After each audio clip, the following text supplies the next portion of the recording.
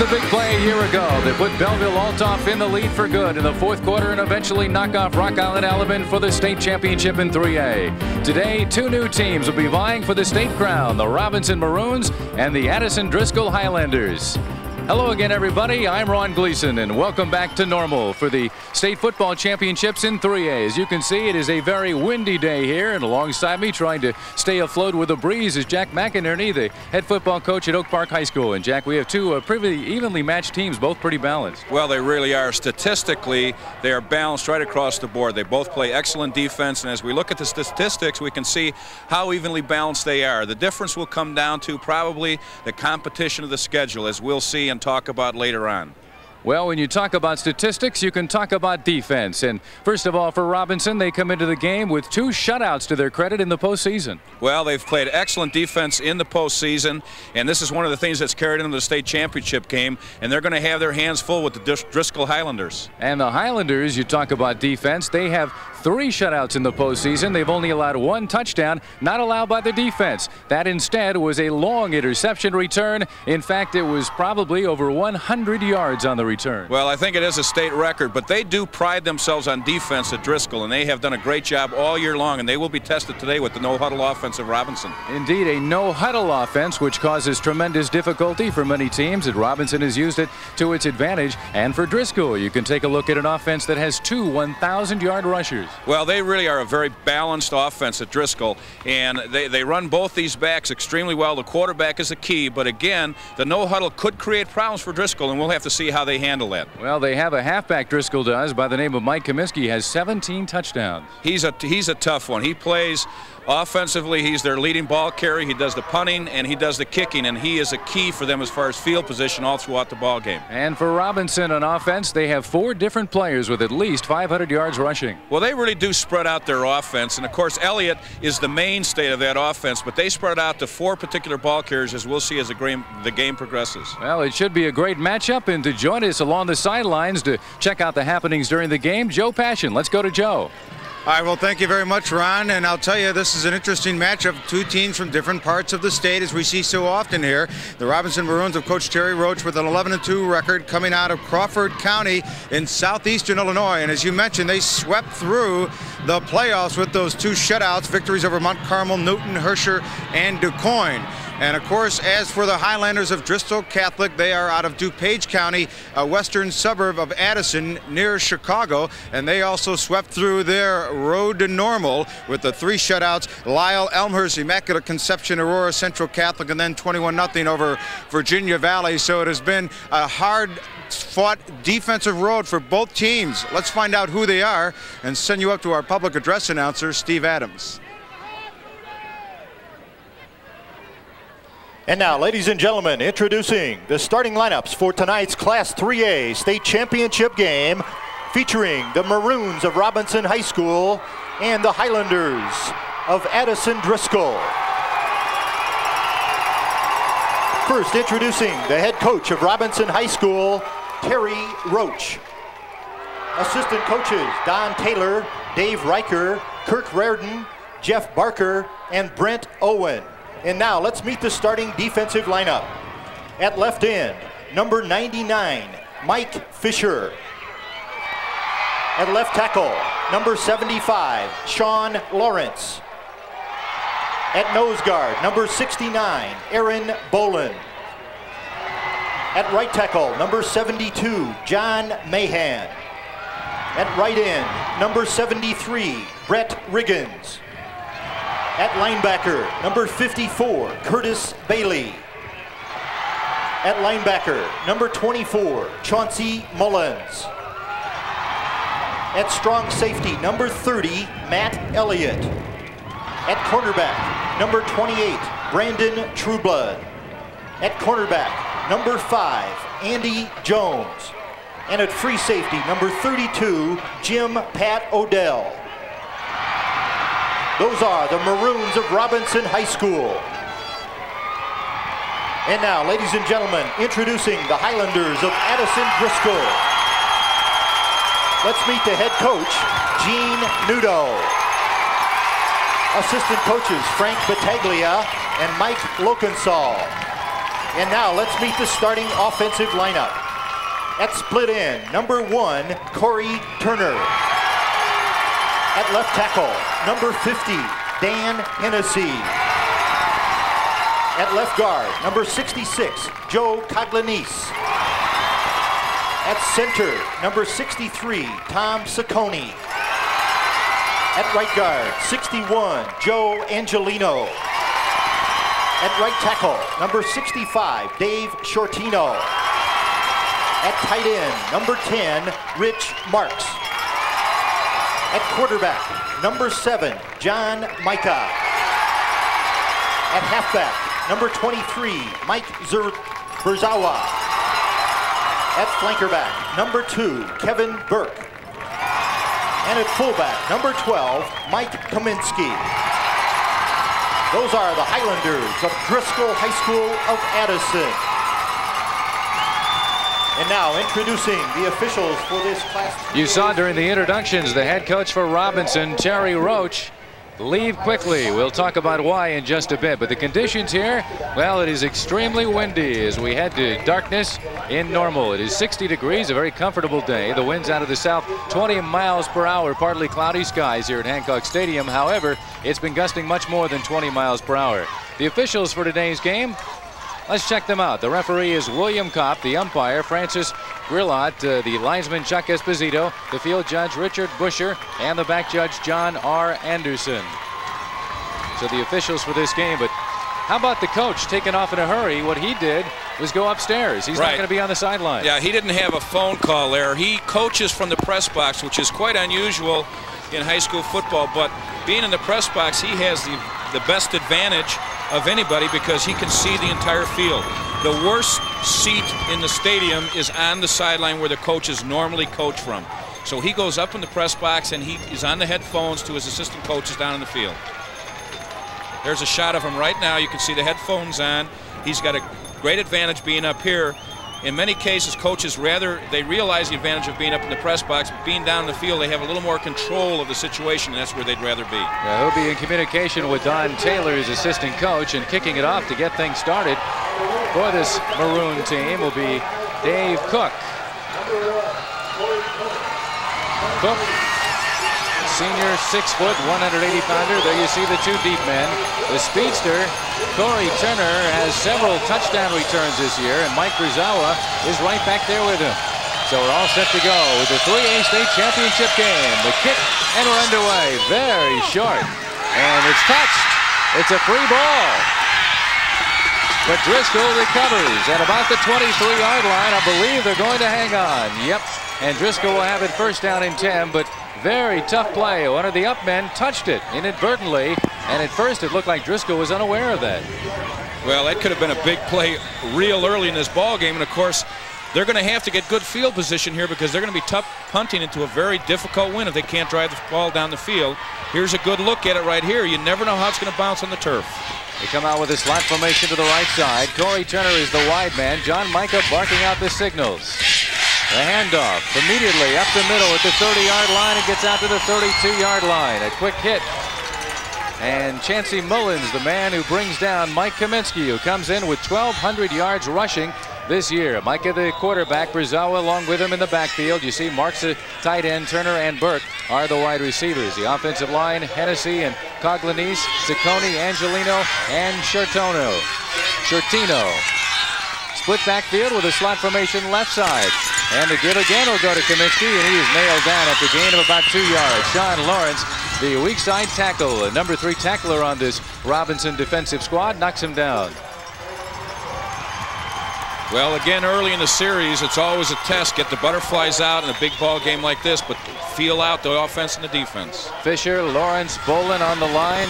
You see the rest there, and True Blood in the backfield along with Jones, Elliott, and Pat Odell, the safety. Jim Pat Odell. Wideouts to either side. Turner is the man on the bottom of your screen. And again, this time to BURZAWA left side. He finds some cutback room around the official at the 50, at the 40-yard line. He's got 2 men to beat at the 20, at the 10-yard line. He gets a touchdown. Great job of cutting back against the grain. And it didn't look like he was going to outrun him, but he did a heck of a job, and that's a big, big play this early in a ball game.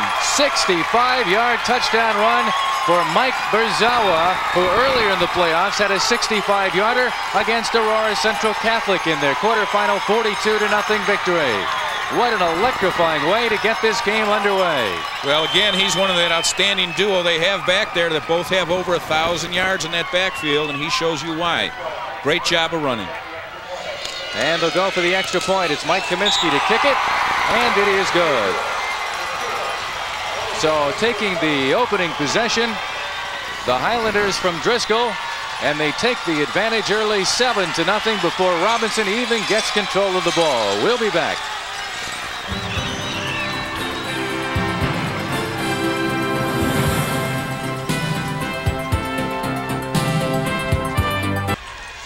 The electrifying start, touchdown run, 65 yards. Take another look. Third play of the series, and it's just a counter trap right here. Great job by the guard, and he just cuts back against the grain, gets a good downfield block right here, and now it's just a matter of foot speed. Is he going to outrun the defenders from Robinson? And you can see right here, he's able to do it. He's had over 1,000 yards this season. Great job. Third play of the ball game, and Driscoll goes up on top. For Burzawa, that is his 9th touchdown of the year. Rushing, he comes in averaging better than 6 yards a carry. Mike Kamienski now will kick off. Actually, Bill Protus is the man kicking it. It'll be taken just inside the 20-yard line. To the 30 and smack down. You heard it at the 34-yard line.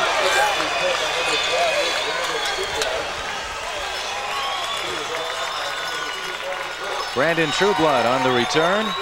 And you see it there, 3 plays, 76 yards, 1 minute and 26 seconds. That's all it took for Driscoll to get on the board. And now we're going to see the no-huddle offense out of the wishbone. Fake to one man, he gives it off to Matt Elliott, their leading rusher, and he is down at about the 34-yard line, so virtually no gain. Now we're going to watch a standoff here because Belvedere ran this several years ago in the state championship game. It was very interesting. Well, you see the offense there. Louis Hartrich is the quarterback. The offensive line noticed there. Not a lot of time between plays. And now the check for the signals from the sideline by Hartrich. Goes with the wingman to the right and a wide out to the left side. And fakes to the first back. Throws it short to the right. And now trying to spin up and gain a yard with not much there. That's all they get is about 1 yard on the play. Jason Batka makes the play. Here's the defensive alignment. Muskus, Mika, Russell, Marks, Petra, Batka, and Coglanese. Other linebacker Angelino, and then the defensive backfield. Burzawa the safety, Hughes and Mika the other two. Out of the no-huddle offense. Again, the check to the sideline after getting the word from the head coach, Terry Roach, up in the press box, relayed down to the field. Third down, about 9 or 8.5 yards to gain. As a troublesome fake exchange, and now the throw, and it's almost picked off, but batted down nicely by John Mika, who stepped in front of the intended receiver. Downfield at about the 45-yard line. He just had enough room there trying for the first down. Let's take another look. This is a bootleg off the counter. You can see him coming back here. The tight end is dragging across, and he's looking right here, and there comes Mika right into the play. Big play by the quarterback. Tried to hit Ryan Zinke, but he could not get him. Nice play by Mika.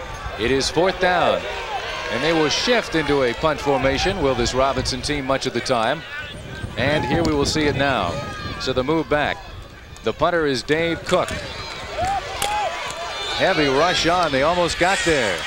Take a big hop where Corey Turner will field it at the 25. To the left side, break a tackle, but a flag is down, and so too is Turner outside the 35-yard line. That is either a face mask or a clip.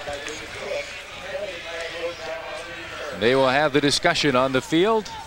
8:53 on the clock. We're in the opening quarter. It is 7-0 Driscoll, thanks to a 65-yard run on the third play of the game by Burzawa. It'll be a clipping call. Let's take another look. We'll see the clip. Right there's the clip. You can see where his helmet is behind him right there, and then there's another clip. So they got 2 for the price of 1 on that. Great camera work from our end zone camera. So they'll back things up. 15 yards. Move it back to the 21-yard line. That's where Driscoll will take over for its second possession of the game. Driscoll with great balance in the backfield. Kamienski and BURZAWA, their 2 1,000-yard rushers. In fact, Kamienski has carried for more than 1,200 yards this year. Easy up back, but it goes to BURZAWA. He breaks one open again to the 25 and down to the 29-yard line before Jim Pat Odell, the free safety, just a sophomore, is able to snare him down. But another good, solid gainer on first down. That was a counter trap that the Washington Redskins have made famous over the years, where they block back and the offside guard and tackle pull. Guard kicks out and the tackle leads up into the hole.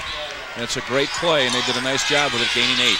Well, they run the pro set offense now out of the I. Turner is wide to the right side. Long snap count. MIKA hands it off. Again, BURZAWA, and he can't break away at the 33-yard line. Knocked down by Curtis Bailey, the inside linebacker, their #1 tackler this year. He's but a junior, very young team at many positions. You can see right there a little full block by the tackle and the guard, and he's a step away from breaking another long one right here. Instead, he manages to get the first down as BURZAWA becomes the featured back in the early stages of this game.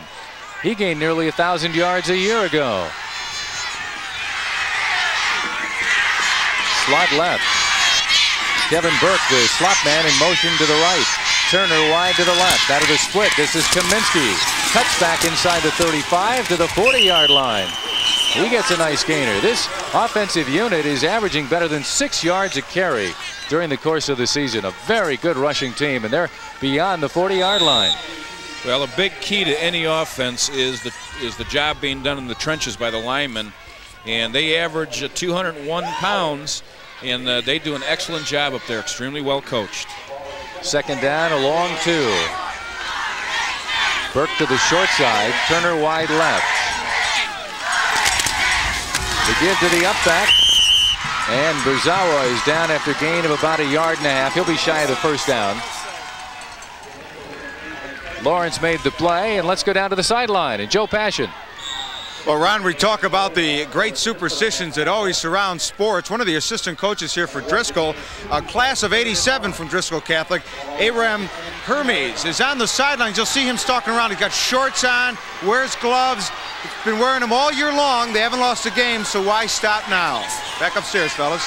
Maybe the temperature would get you to do it. Wideouts either way. He's keeping it himself now as MIKA comes around in. He's got the first down at the 47-yard line before Brandon Trueblood, the 5'8" junior, runs him out, but he did the job. MIKA getting the first. See here a little counter fake, but kind of a broken play of sorts. It's hard to tell exactly what they had planned, but it worked out real well. He picked up the first down. Actually, with Hermes, the assistant coach, it's not that bad today, but last weekend when the temperatures were in the 20s, that's a tough way to wear a pair of shorts. That would have tested his mettle. I'd wear shorts for a very short period of time. BURZAWA tries to break away, can't quite get it. He's to the 49-yard line, though, still a gain of 4 yards. John Mahan knocks him down, the 6', 225-pound senior. It'll be second down and 6 yards to gain. Boy, Driscoll Catholic, 3 consecutive shutouts in the postseason coming into this game against Immaculate Conception, Aurora Central, and Spring Valley Hill. They have been very dominant in the postseason. Kamienski in motion, and we may have some illegal motion. Well, you know, last year they got knocked off in the semifinals, so they knew that they had a lot of people coming back, and they thought that they were going to have an excellent year. And of course, they play in a very tough conference in the West Suburban Catholic. Gene Nudo, their head coach, in his 3rd year at the helm. He's also director of football operations for the Indoor Arena Football League. He's been a head coach overall on the level for 10 years. Lifetime, he has 98 career victories, but 31-5 with this program in all 3 years to state tournament play. They've lost but 2 games. You mentioned last year in the semifinals. No Driscoll team has ever been to a state championship in any event previously, and that throw is very high, intended for Turner on second down. It'll be 3rd and about 11.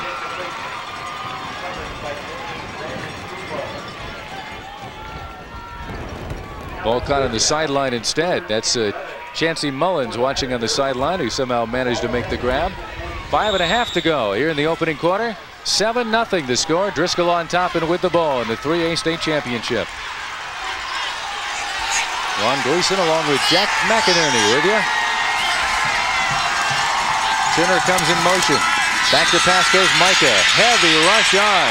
Dumps it off. Intercepted at the 43-yard line by defensive lineman Sean Lawrence.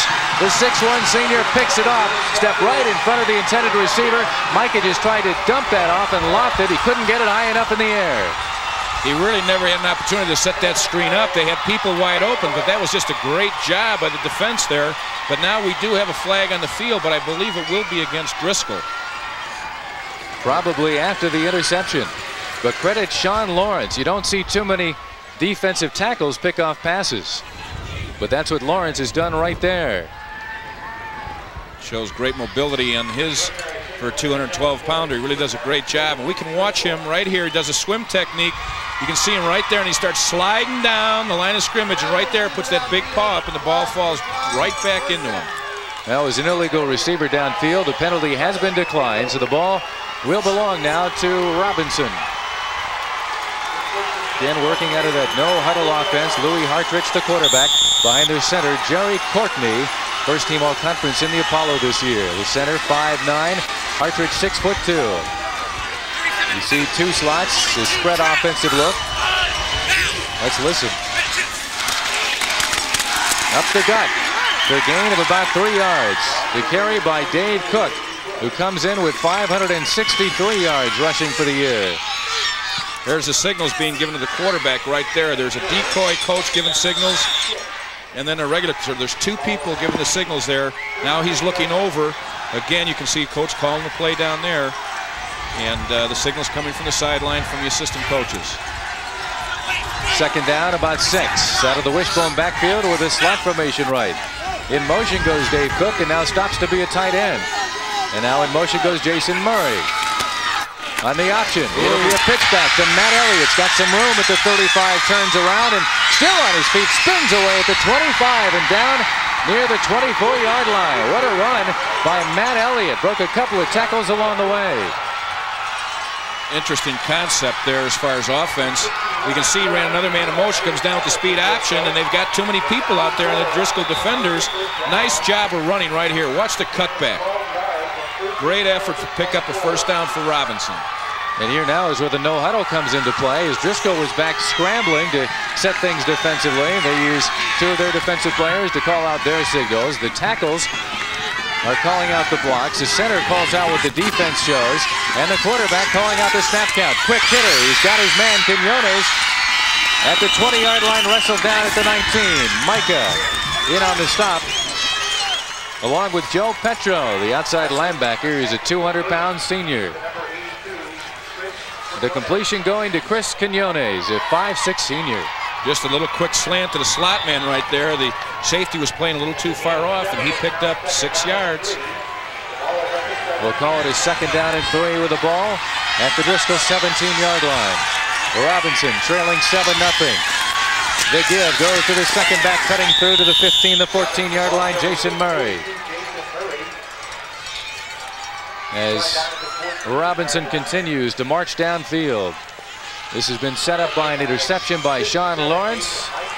It'll be third down, just shy of the first down marker by a yard. 3rd and 1. Inside the 15-yard line. Again, the check over to the two assistants sending out the signals. Quinones in the slot on the right side. Cini is wide right. Sean Cini, quarterback keeper for the first down, and flags go down as well. I think we had an illegal motion there. But before we get to this particular play, the first set of signals that the sideline coach gives is the formation, illegal procedure. The coaches give the formation first, and you'll notice that they run out into the particular formation, whether it be a slot or a pro set. Here's the procedure right here. He was not set for a count before the snap. Jason Murray not completely set on the play. Of course, that's a big blow, because now instead of 3rd and 1 yard to gain, that could be a relatively easy play if you can get the line surge. Suddenly they've got to pick up 6 yards to get the first down. Now he's looking now for the play call. They originally made the formation call. Now he got the play call, which is the second group of signals he gets. So Hartrich is ready behind his center, Courtney. Slot again to the right. In motion comes Elliott. Quarterback on the option. He'll pitch it back. As Murray breaks away at the 15. Down to the 5-yard line. First and goal. The late defensive play made by Joe Cartlanese, the inside linebacker. And somehow Murray managed to shake loose that ankle tackle to get an extra 10. You can see right here, it's just a speed option. The end takes him, and he just pitches. Great cut inside right here. And that little trip up is what held him up from a touchdown. And you see as they come back very quickly on the inside give, it's inside the 5-yard line and down to the 3. As Robinson is trying to rock and roll deep in Driscoll territory. 1:57 to go in the first quarter. Second down and go with the ball at the 3-yard line. Officials call momentary timeout. And that's not something that Robinson likes to see. They want to catch the opposing team, in this case Driscoll, off guard. It's also a conditioning factor. A lot of Driscoll players going both ways, and they don't get much of a rest. Well, Robinson is going with the 2-platoon system. First time they've ever done that. Out of the wishbone. Second down and goal at the 3. Elliott in motion. The up back is stopped after a gain of maybe a half a yard. Dave Cook, the fullback. Not much there as the defensive line for Driscoll manages to bolt the door shut. You can see right here, watch the fullback. No movement out of his legs at all. That was a real stalemate by the defensive line from Driscoll. Third and goal, the ball just inside the 3-yard line. Hartridge will check over for the play.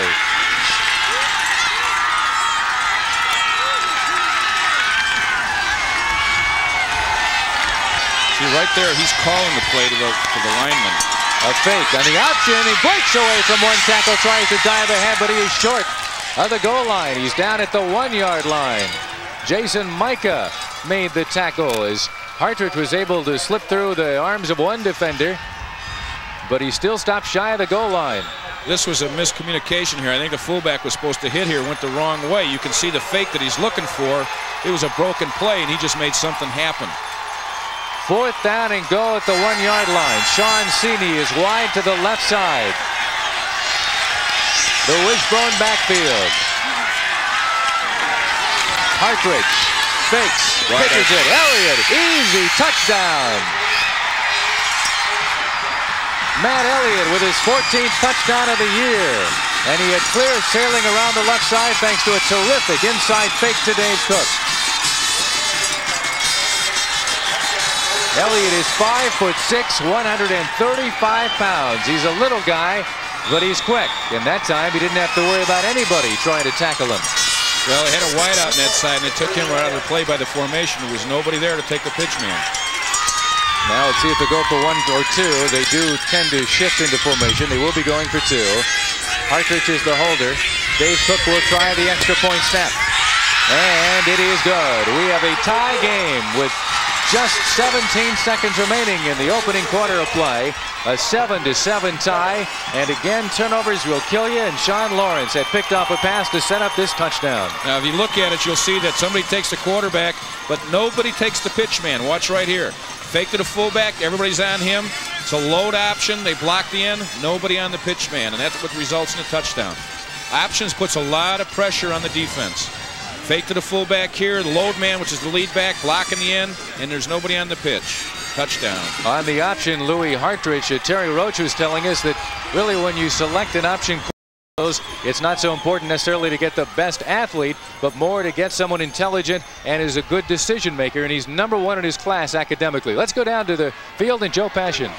Ron, I know you have been asking yourself, along with Jack, what is a Maroon?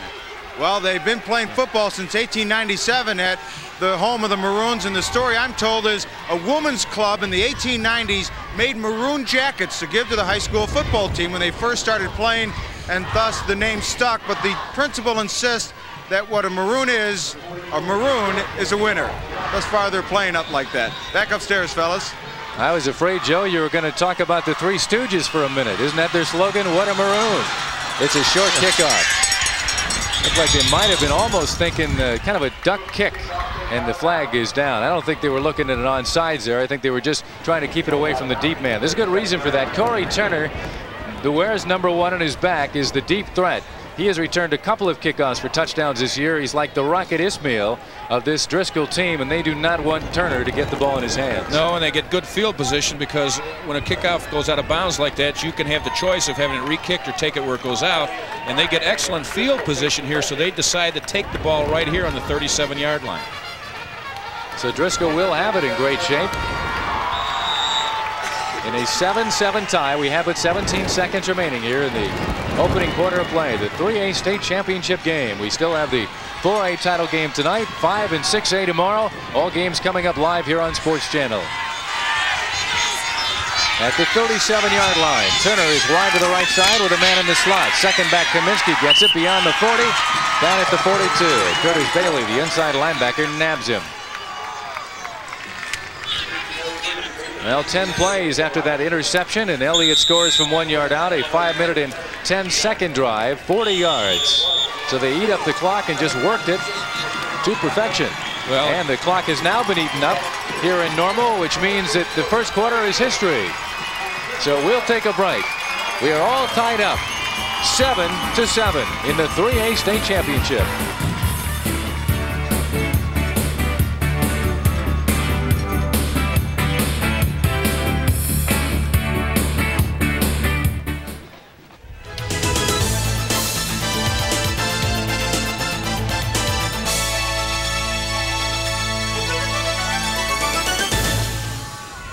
Welcome back to Hancock Stadium. We go to the second quarter in a 7-7 tie. Driscoll so far has outgained Robinson 110 yards to 46. But it is a tie ball game as Driscoll comes back to the offensive side. John MIKA, the quarterback, behind Tom Ciccone, the center, who is flanked by Coglanice and Angelino. The give goes to BURZAWA at a 65-yard touchdown run in the opening quarter, and BURZAWA is nailed by Curtis Bailey. Gain of about 3.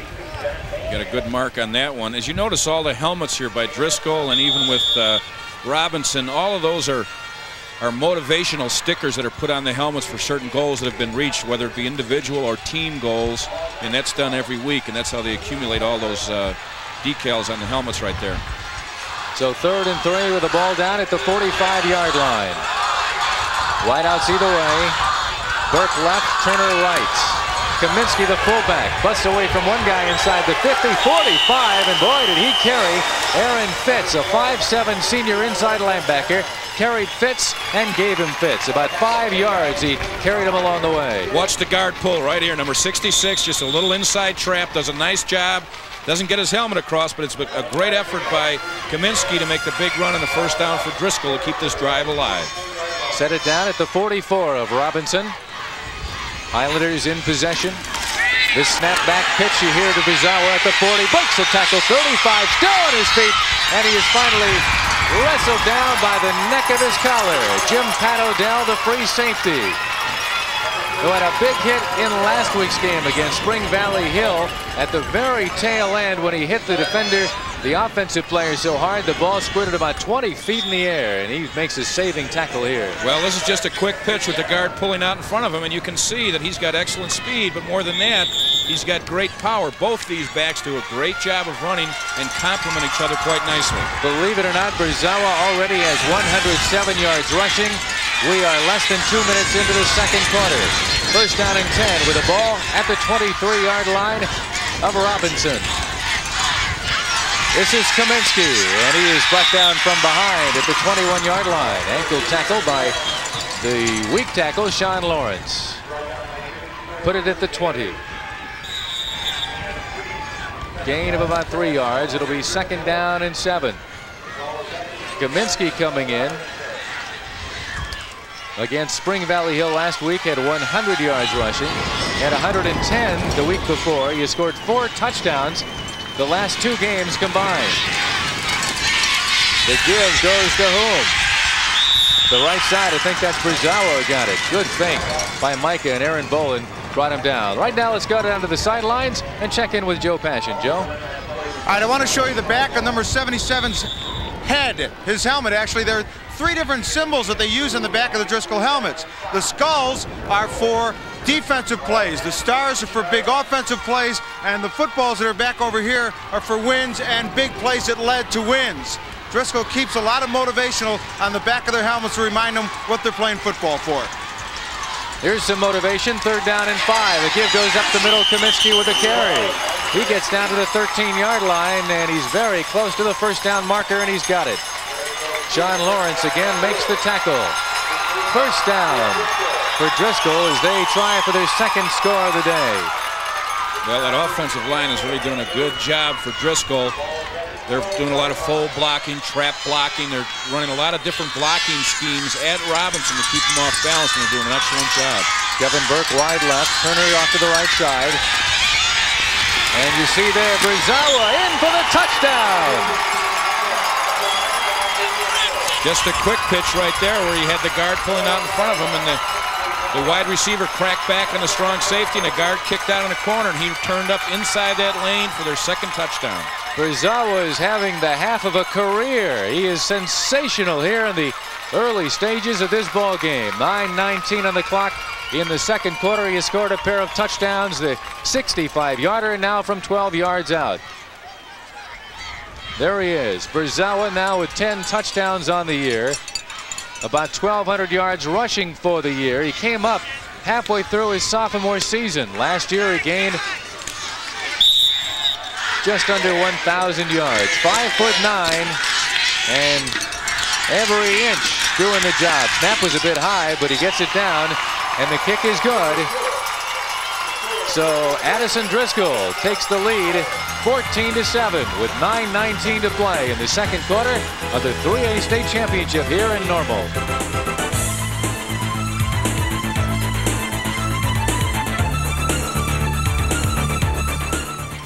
Driscoll Catholic is taking the advantage on this touchdown here early in the 2nd quarter. You see the quick pitch, and there's the guard getting out in front, kicking out the corner, and BURZAWA just cuts back up inside that alley and picks up the 6 points. Great block right here by the guard.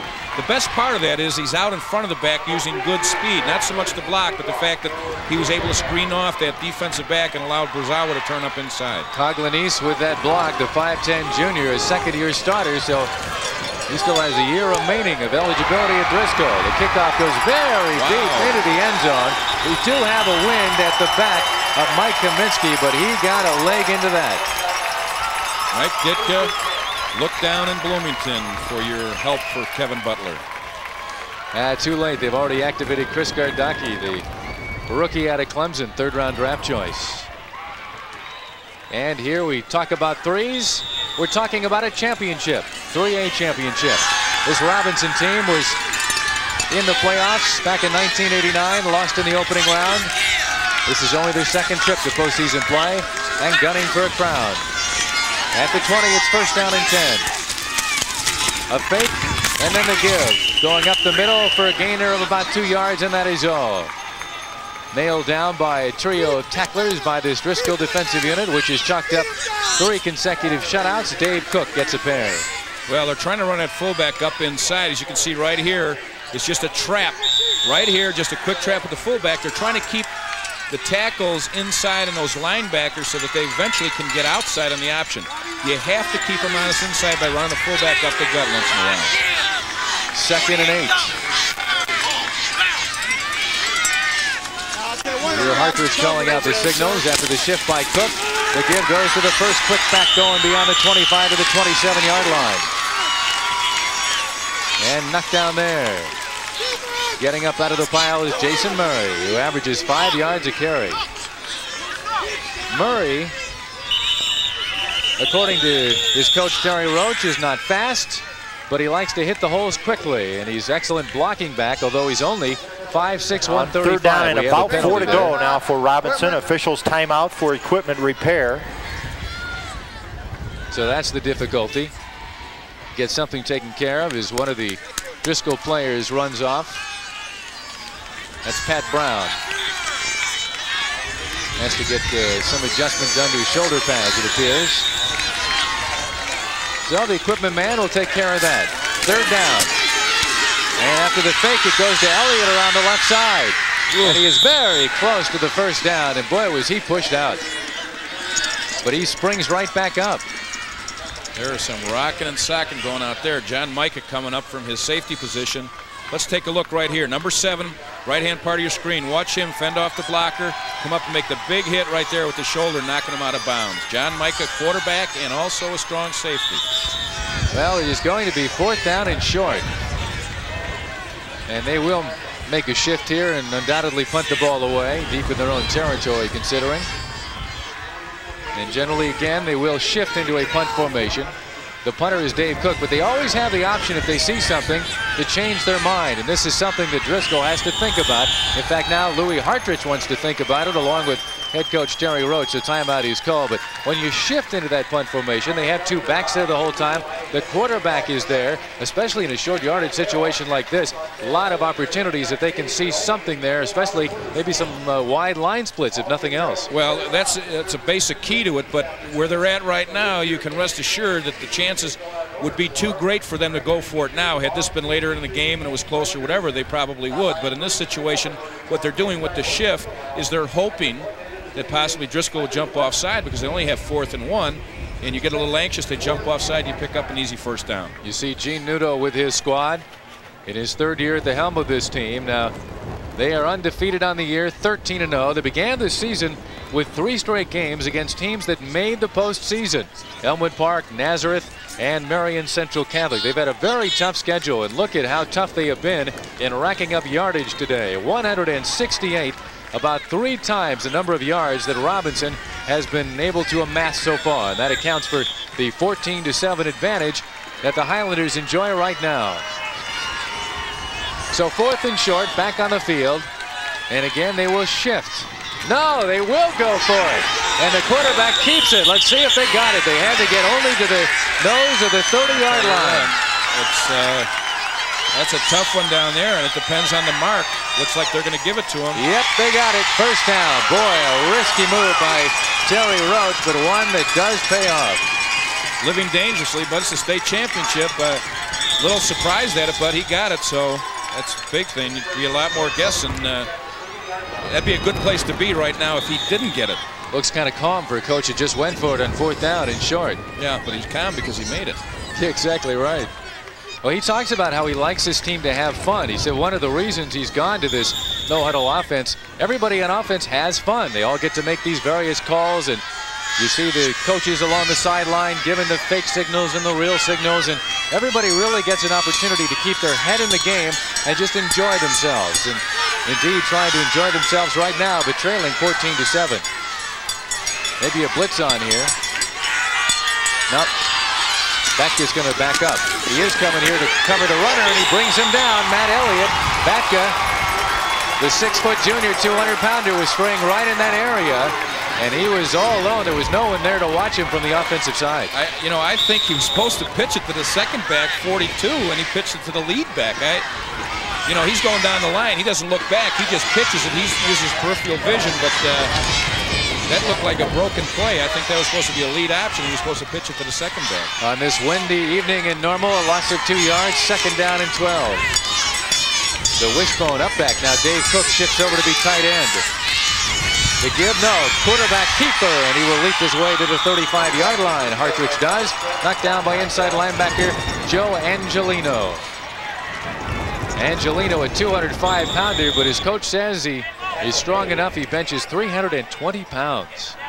Wow. He's also an intelligent young man, according to Gene Nudo. He has never had a B in high school. He's going to be attending Dartmouth next year. Joe Angelino. Well, we have a lot in common. I never had a B in high school either. Yeah, but which way? Is that a 4-0 or a 1-0? Here's 42 in motion. That's Murray. Rolling right, looking to throw. He's got his man at the 47-yard line for a completed pass and the 1st down, and even more than that. CHAUNCEY makes the reception. Tim Hughes makes the tackle. Ball down at the 47-yard line. Big play. Quarterback comes up limping here. You can see him sprinting out, putting a little pressure on the corner. And just as he throws, he gets drilled from both sides, front and back. Hartrich entered the game having completed a little bit more than 1/3 of his pass attempts this year for 742 yards. 1st down and 10 near midfield. CHAUNCEY, the wide out to the short side right. The pass goes inside on the slanting pattern, and a sliding Sexton makes the grab. That'll be interesting to look at that on the replay if we have it to see if he made that catch. Let's take a look right here. This might be a tough angle to see it from. It's tough throwing to your left. Well, looks like he did. Well, what we can promise you is there will be no use of instant replay by the officials, but it looks like there he made the clean catch. Excellent catch and an excellent call by the officials. And now into Driscoll territory at the 43-yard line. Stacking up at the line of scrimmage with a couple of tight ends and a wishbone backfield. No wideouts. Quarterback keeper up the middle going for the first down, and he's got it. Louis Hartridge comes up with it for the second time on a quarterback sneak. At the 41-yard line as this drive began back at their own 20. Remember, there was a very long kickoff into the end zone by Kamienski, so they have had to drive from deep in their own territory. Watch the surge here by the offensive line. The center and the guards wedge blocking in the middle, and the quarterback just getting in behind, and you can see he really paid for that 1 yard. They stick now with a double tight end alignment. First down and 10 at the Driscoll 40. Louis Hartridge, the junior quarterback, barking out the signals. In motion goes Matt Elliott. The give goes to Dave Cook to the right side, and he is met there immediately by Joe Coglanese, and there may be a fumble on the play. Driscoll says they have the football. Yes, they do have the football. Big play for Driscoll. And the Highlanders, Bob Russell comes up with a fumble recovery. Just a little outside veer here, but he lost the ball right at the tail end of the play. Big turnover on this drive. You can see right here, you can see he has the football, and right there, a good tackle. And here's where he loses the ball. Right there on that third hit, the ball is out. Driscoll really flying the ball. You can see right there, he took some punishment. Ball goes up and it kills the drive. Back to live action now on first down. MIKA rolling out to his right. He's going to throw deep. He's got a man there. And it's dropped at the 20-yard line. Excuse my yelling into the mic. I get a little excited at these games, but that was incredible. And Kevin Burke, in disbelief, upset at himself, had his face and mask in his hands. And that was a wide open play, but Burke could not hold on. John does a great job. John MIKA here getting the ball up in the air, and he's wide open. And drops the ball. He had beaten Trueblood down the field. So it is, well, you betcha. Second down and 10 with the ball at the 36-yard line. Great pass by MIKA, right on the money. This time he'll give it off to Kamienski. Wide open area. At midfield, he may go all the way.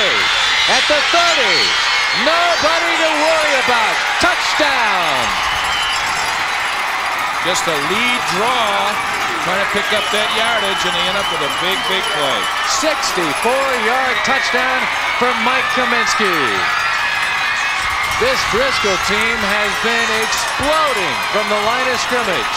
They have a 65-yard touchdown run, and now a 64-yarder by Kamienski, who racks up his 18th touchdown run of 1991. The key to that play was it was excellent line blocking, and the draw and the lead back did a good job, and all he had to do was turn the ball up inside and turn it down. Kamienski now going for the extra point himself, and the kick up, and it is good. So Kamienski is 3 for 3 in extra point attempts.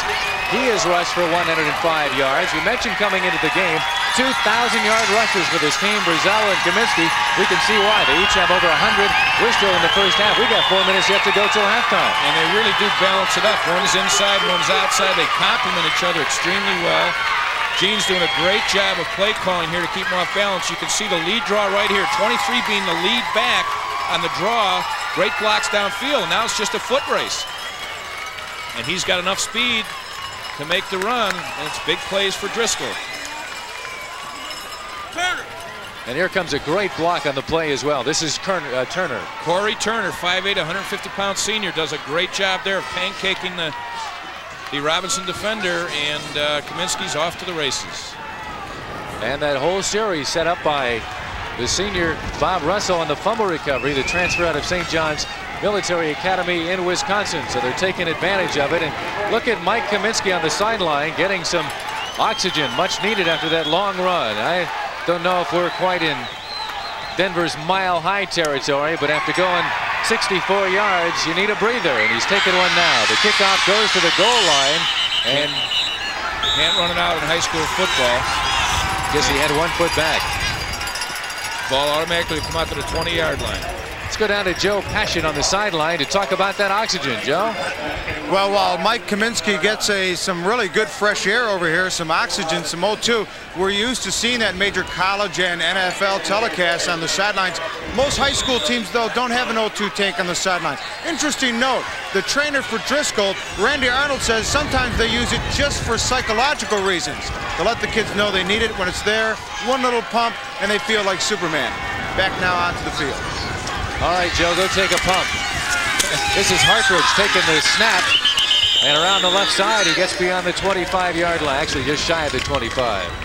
Well, I can honestly say I have not seen high school teams using the oxygen, and I don't necessarily know that I agree with it, but if there's nothing in it, send some up here. Maybe we'll get psyched up too.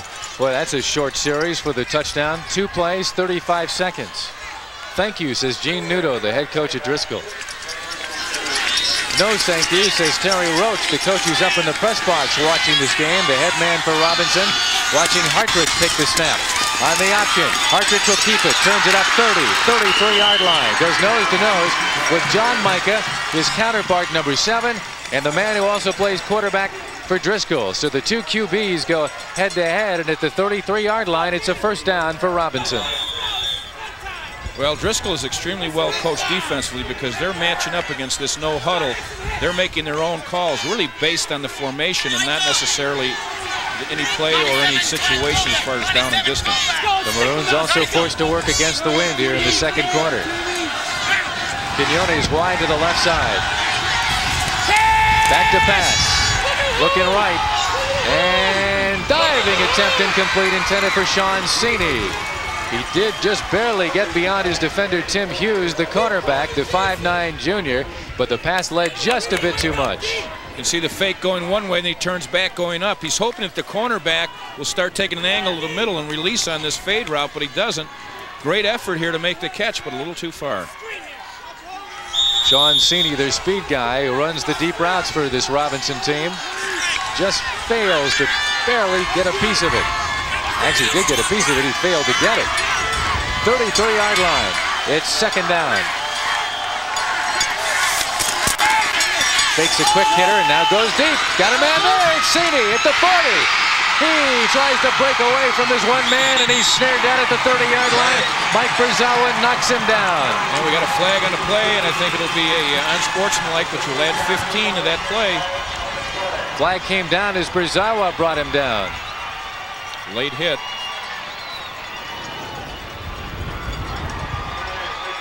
Let's take another look and see if we can pick it up. You can see he looks one way for the seam route, goes back over the top. The cornerback loses track of where the receiver is, and you can see right here at the tail end of this play, right here, you'll see the spear right there, and that's what the penalty is, adding 15 yards to that play. So a 37-yard pass play, add on the penalty, and you hear the wind blowing briskly against Robinson, but they're in great shape now with the ball down at the 15-yard line. Robinson trailing by 2 touchdowns, 21-7, 2.5 to go until halftime. They go with a slot wide to the right side. Now they'll shift away a bit as Cook moves in to become the tight end. Jason Murray in motion on the option. Quarterback will keep it at the 10 and knocked down right there. Head over heels tackle by John Mika, the safety, at the 10-yard line. It'll be second down, but a solid 5-yard gain. Well, you can see right here, it's just a speed option, and they take away the pitch man right there, and he turns up inside, and here comes Mika from his safety position, an all-stater this year with the little all-state team, the Chicago Sun-Times, John Mika. Make it 2nd and 4 with the ball at the 10-yard line. Quinones, the wide receiver, to the right side, in motion. And we see a quick hitter into the end zone, a leaping attempt, but it's incomplete. Just in front of the goalpost. Going down and trying to make the grab is Sean Sexton, the 5'6" senior, but he cannot quite get to it. That was incomplete. That was good reaction by the quarterback. You can see right here, he wanted to go to him early. He was covered, and the receiver continued with the route, and he went deep on a secondary movement and almost had him for 6. Looked like he had that ball kind of take off on him there when he was trying to make sure it went over Kamienski, and it just kind of lofted a bit too high. Third down and 5, make it third and a long 4 at the 10-yard line of Driscoll.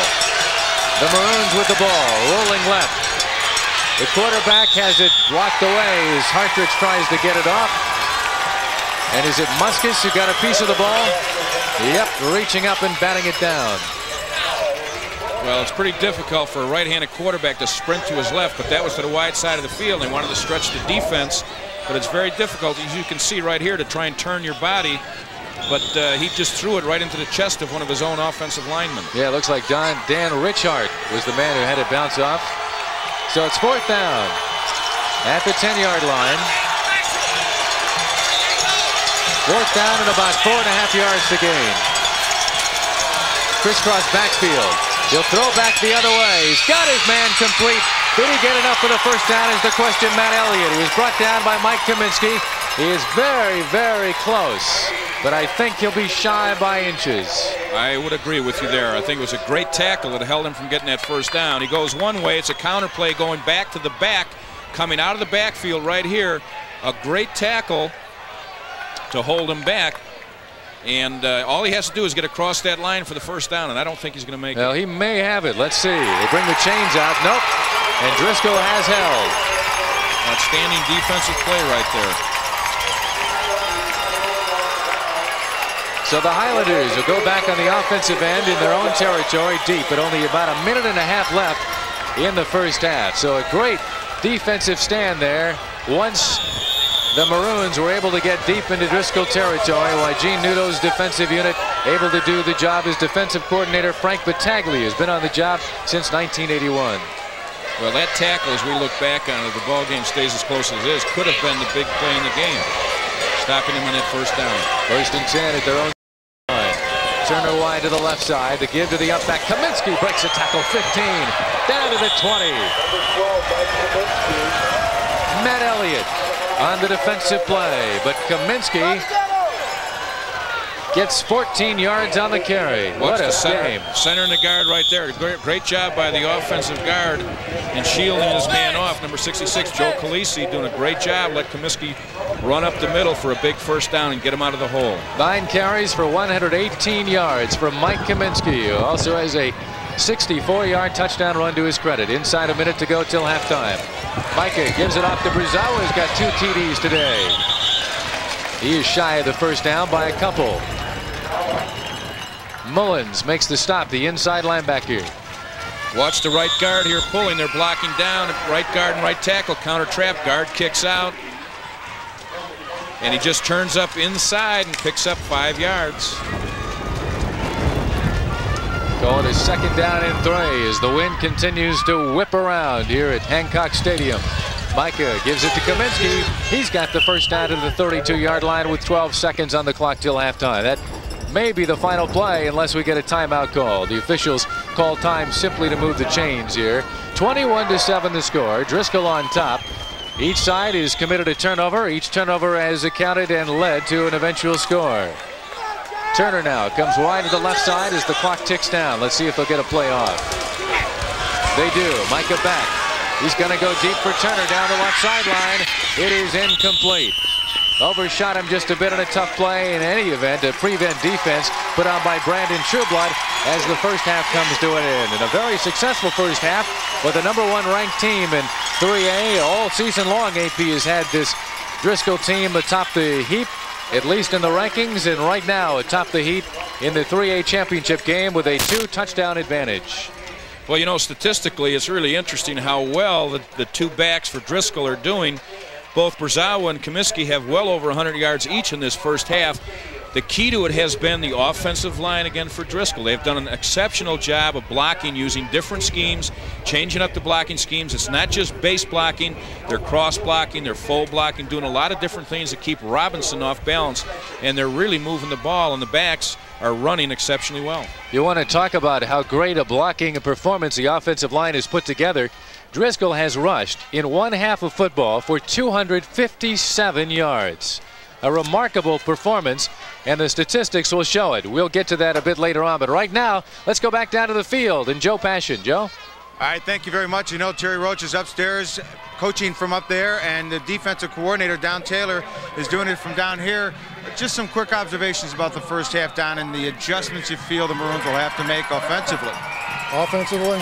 Well, we really moved the ball pretty well. We stopped ourselves on that one drive with the fumble, and down here we just barely missed the first down. We moved it all the way down the field. I mean, we've gone from the 22 times, and I don't know, offensively I think we're doing pretty well. Defensively is where we got to get better. Well, obviously as the coordinator, that's going to be your main focus in the halftime during the locker room session. How do you keep a team that's coming off the line as quickly as they are to contain them somewhat? Well, we just got to get off the ball better ourselves. We're standing and waiting, and we got to get the kids going. You know, we're just waiting, and we got to do a better job getting off the ball. Okay, Don, thanks very much. Have a great second half, and we'll send it back up to the booth to Tom and Jack. So right now it is 21-7 in favor of the Addison Driscoll Highlanders, 3 touchdowns to 1. It is halftime. We'll be back.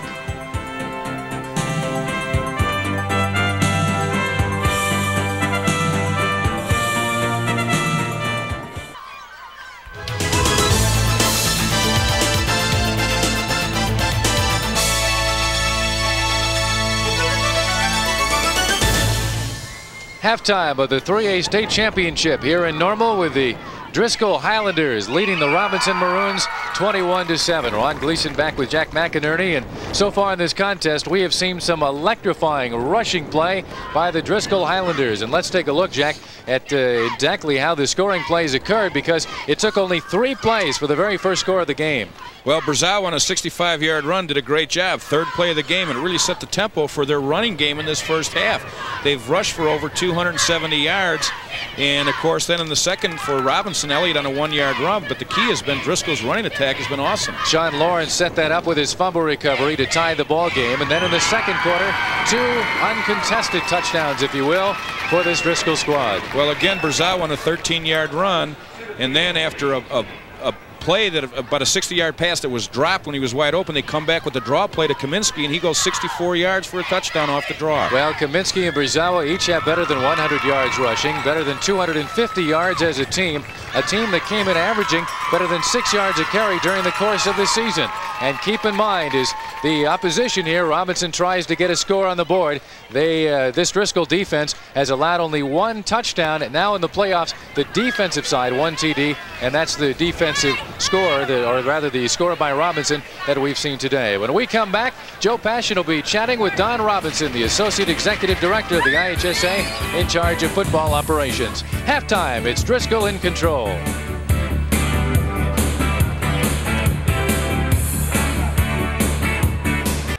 Driscoll with a 3 touchdown to 1 advantage over Robinson in the 3A championship game. We still have 2 quarters yet to go, however, but let's take a look at the scoring plays of the first half of play. This began it on the 3rd play of the contest. It certainly didn't take long. A trap block, and BURZAWA cutting back against the grain, great downfield block, and he's off to the races. And right now it's just a foot race between he and the 3 Robinson defenders.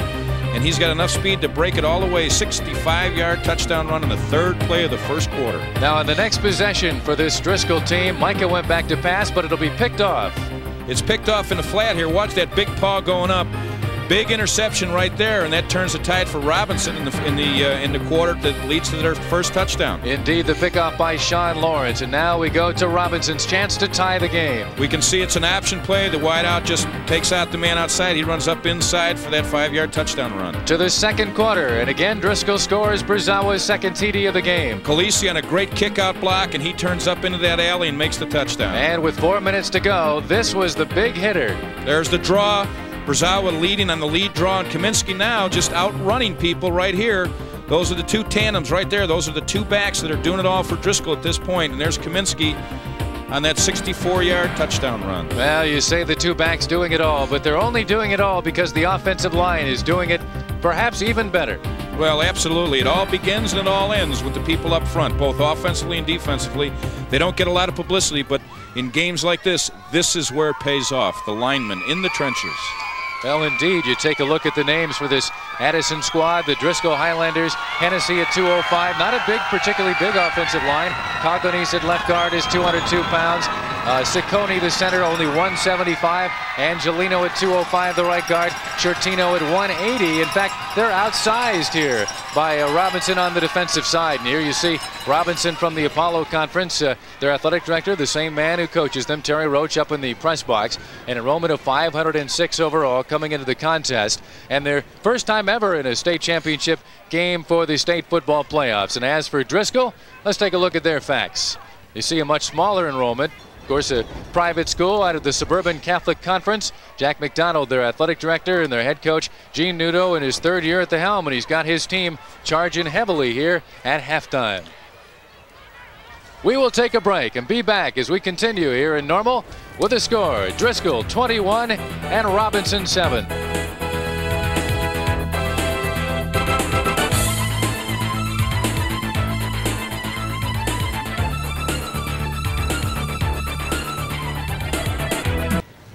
Back at halftime in the 3A championship game, Addison Driscoll on top of Robinson 21-7. Right now, let's go down to the field where Joe Passion is trying to take advantage of that windy condition. Joe?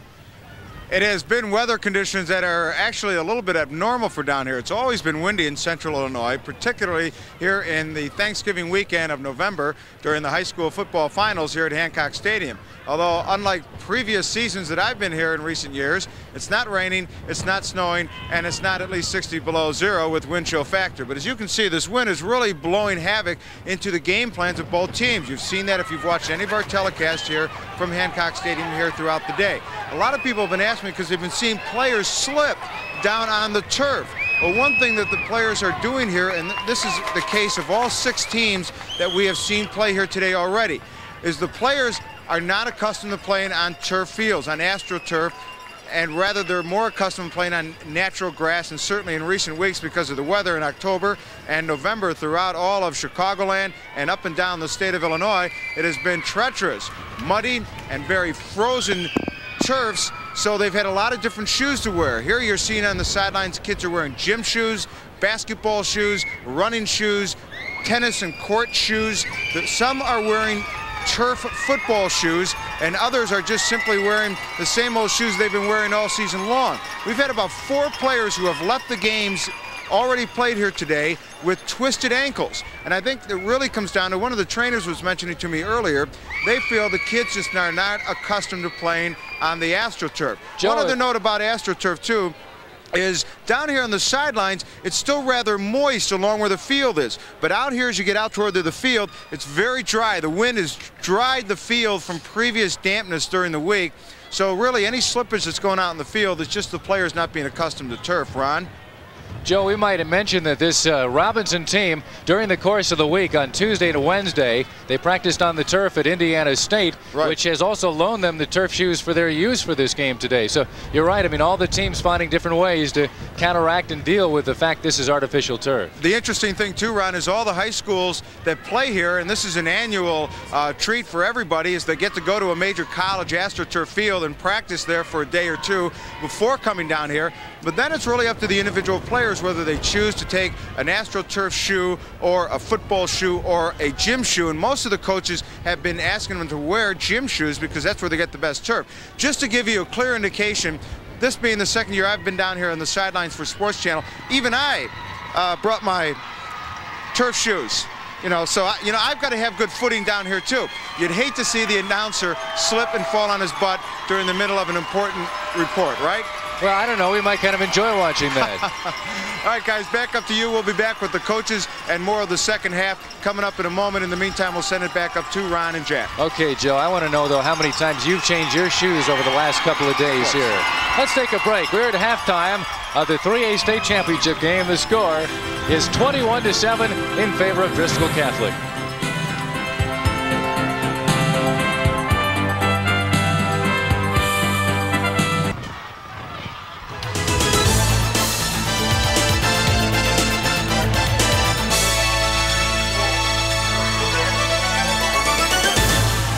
Welcome back to Hancock Stadium. We approach the third quarter of play. Let's go down to the field where Joe Passion is standing by with the leading coach. Joe? All right, thank you very much, Ron. Gene, your kids getting off the ball as well as they are. You're going to a locker room with 2-touchdown lead. Where do you take it from there? How do you keep the momentum riding with your kids? Well, we're not comfortable with our lead right now. They've moved the ball very well against us. They're the first team that has done that in the playoffs against us consistently. So we're gonna buckle it up a little bit and get after it.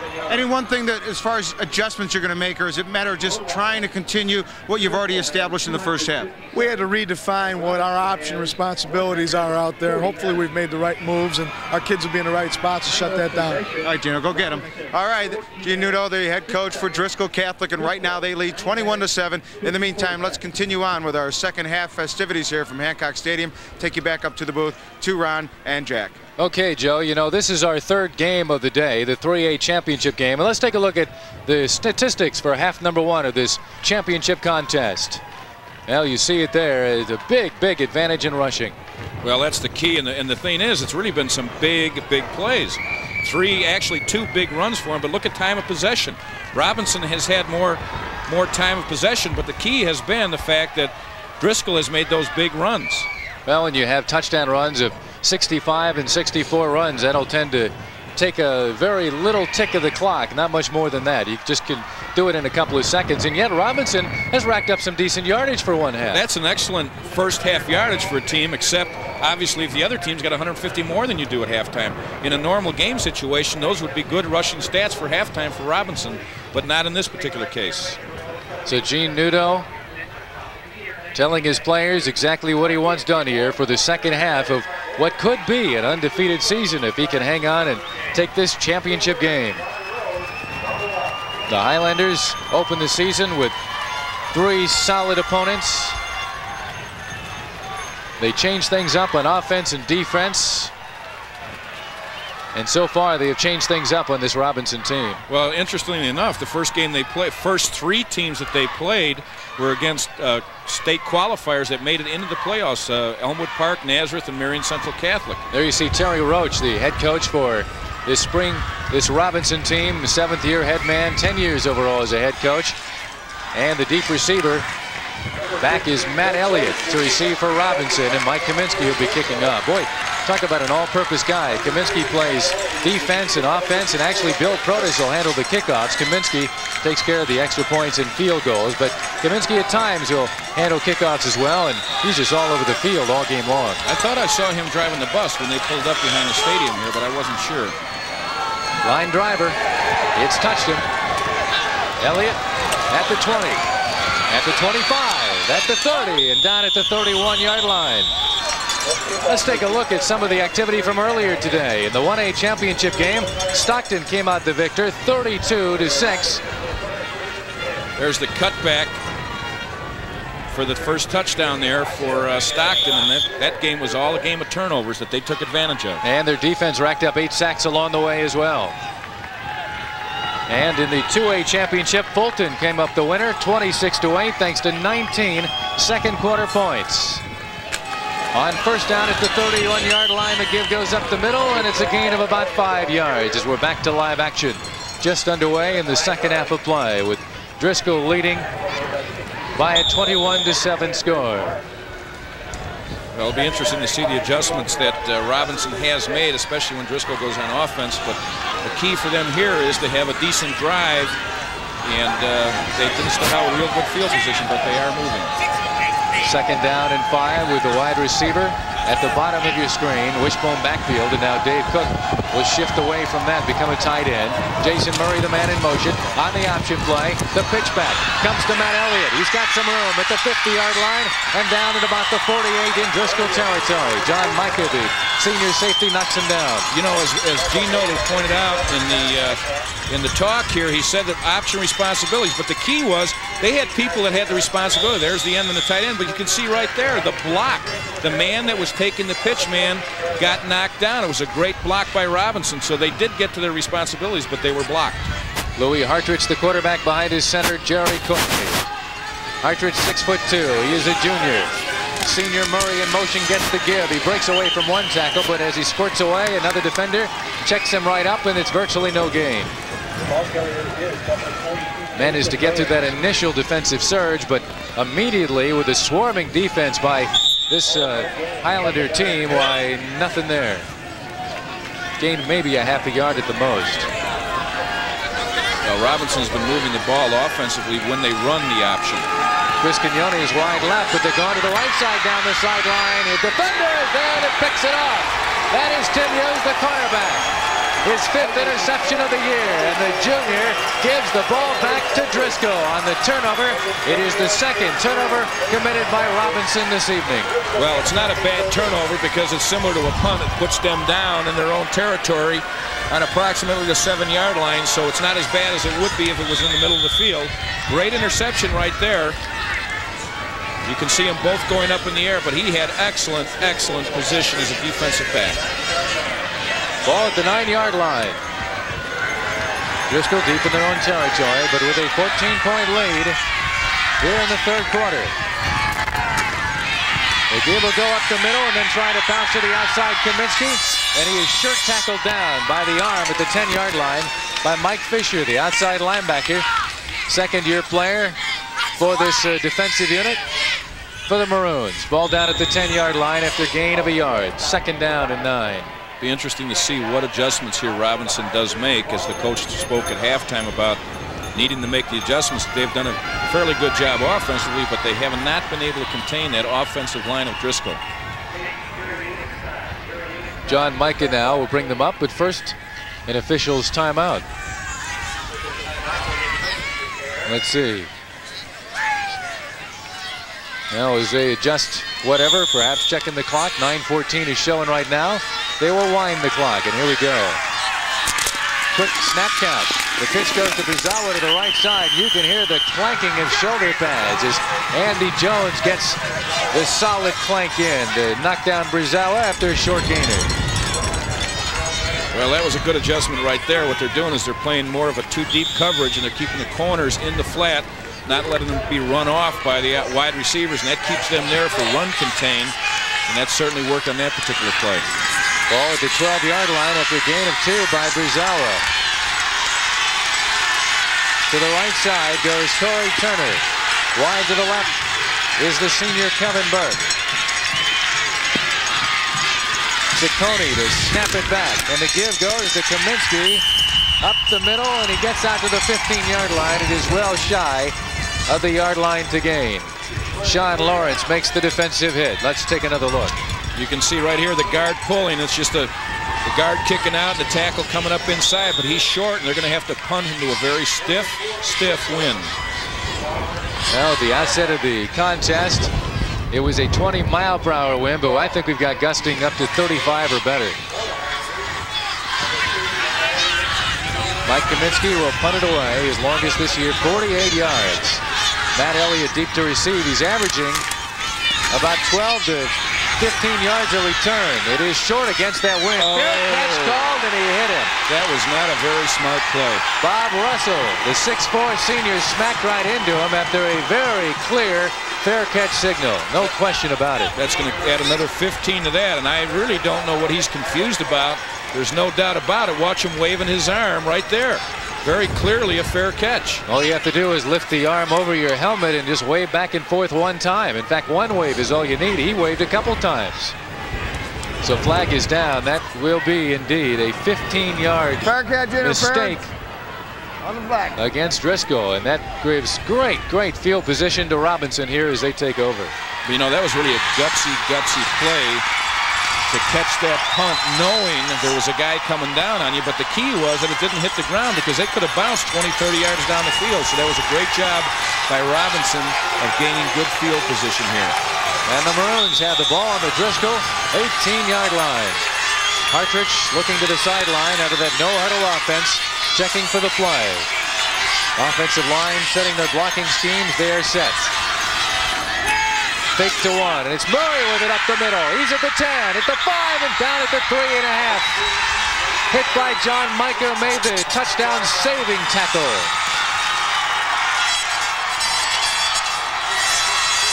So Jason Murray, who came in averaging 5 yards a carry, gets a big one. Second back through, nice cutback right here. Watch this move right there.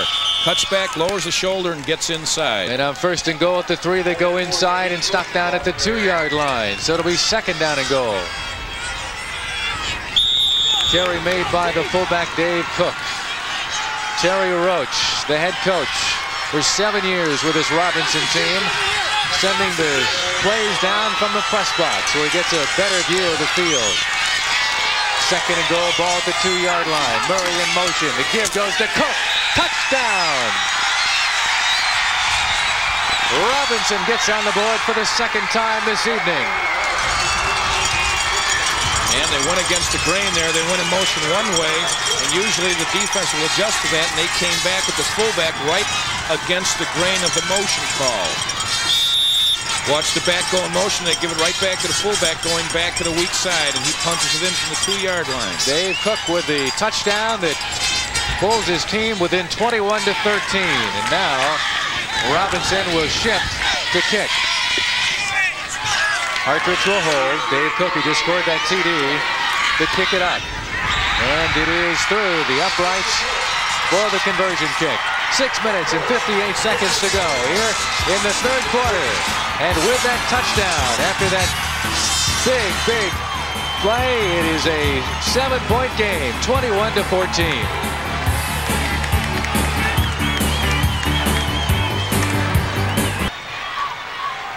Dave Cook's 7th touchdown of the year is a big one for Robinson. Right here you can see just the drive, a line play, surge into the end zone for the touchdown. So it is 21 to 14 with Driscoll on top, but it's back to being a game. And you heard the head coach for Driscoll, Gene Nudo, saying he did not feel confident, relaxed about their lead at all. He wanted to be sure that this did not happen, but it has. And Robinson is thrilled they're back in the game. The man who'll be kicking it off now, Dave Cook, the man who just scored that 2-yard touchdown moments ago. Very deep with the wind at his back. It'll be a touchback. 2nd time in this game we've seen a kick go out of the end zone. It gives you an idea just kind of a wind that indeed is blowing here today. Robinson began the year 4-0 against Lawrenceville, Taylorville, Newton, and Paris. They came up with 4 straight victories, but then they suffered 2 setbacks to Effingham and Marshall by 1 and 6 points respectively. And they were concerned, Terry Roach was, they might not make the playoffs, but they came back, beat Mount Zion in the next game, a team that had a conference winning streak of 39 straight games, and that has set them on the way to the championship game. Mika with the pass, he gets Turner, breaks a tackle, he's at the 35, down to the 40-yard line. Big pass play on 1st down. Jim Pat Odell, the sophomore, defensive back, knocks him down, but not until a 1st down and lots more by the speedy Corey Turner. Well, that was just a 3-step drop, quick pass. Watch the steps. 1, 2, 3, and throw. He just goes 3 steps and turns. And the missed tackle can turn into a big play with the kind of speed that Corey Turner has. A big 21-yard pass play for number 1. And now number 2, Kevin Burke. Flanks wide to the right side. Turner splits to the left. Kamienski gets it. Cuts inside a man at the 45 and down at the 48-yard line. Mike Kamienski with the carry, and Sean Lawrence, the weak tackle, with the hit. Didn't look like he had anywhere to go, but he found the spot and picked up a few yards there. Let's watch the way he picks, trying to look to see. Right here, he's got nothing. Bounces it outside, sidesteps, and comes back inside, and picks up 5 yards. 2nd down, about 4.5 yards to gain. Just shy of the 48-yard line. The give will go to the up back, Kamienski, and he leaps over 1 defender, and he gets the 1st down beyond midfield to the 43. Nice leaping move to get beyond the attempted arm tackle, and then Brandon Trueblood, the junior cornerback, finally does snare him in. There's a trap. You can see 66 right there, just log blocking, which means he turned him in. And just a nice job by Kamienski coming off that. The linemen are doing a great job, and Driscoll pulls their guards on all kinds of plays. So after the Robinson score, Driscoll trying to march right back down the field. The quick pass goes out to Turner, but he falls down as he makes the grab. He was looking for something a bit more, I do believe. He was trying to make that quick pop and then try to turn it up, but he had to dive down to get it. 2nd down, ball at the 35-yard line after a gain of 8. 2nd and 2. Corey Turner was a leading receiver on this team coming in. 24 catches for 314 yards. after catching 32 grabs in 1990. No, he does give it to Kaminski. I thought he was going to fake, and Kaminski has to somersault as he's tackled to the 33-yard line. Sean Lawrence, a man who makes him become a gymnast. Well, that was a draw, and they're going to come up with 3rd and short. But you can see right here, he just hands the ball back to Kaminski, who looks for a seam in there and just gets tripped up here at the last minute, and he comes up short of the 1st down. 3rd down and a yard to gain. Ball is just shy of the 33-yard line. Turner to the right side, Burke to the left. The split backs with Kaminski in at fullback. Micah behind center. He's going to keep it himself. He's got the 1st down at the 30, still on his feet before he runs out of bounds inside the 25. Around the end, boy, the offensive line, Angelino, Shortino, Marks, doing a nice job to open up some area. I'm really impressed with number 1, Corey Turner. Watch him right here coming back to make the block. You can hardly see it from this angle, but he pancakes his man again, and of course he made the big block on the big run earlier. Let's take a look at the top of your screen as he comes into it. Right there. Look at that block by Corey Turner. He has done an excellent job of downfield blocking for Driscoll. Did a number on Brandon Trueblood. 1st down and 10 with the ball at the 24, and somebody moved, somebody jumped. They're pointing at the left guard, Joe Coglanese. And let's see. That's what the call is, and that's the worst call that a head coach can see. Here you are, 1st and 10, and you don't even get the playoff, and you get a penalty, and now you're looking at 1st and 15. If you're going to have a penalty, you want it to be an aggressive one downfield after running a play, not before you do run a play. Watch the movement here by the left guard, right there.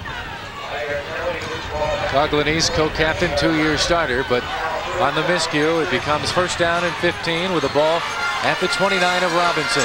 3A state championship game, 21-14, Driscoll up. The give goes to Kaminski. Look at him go through defenders. 25, 21-yard line.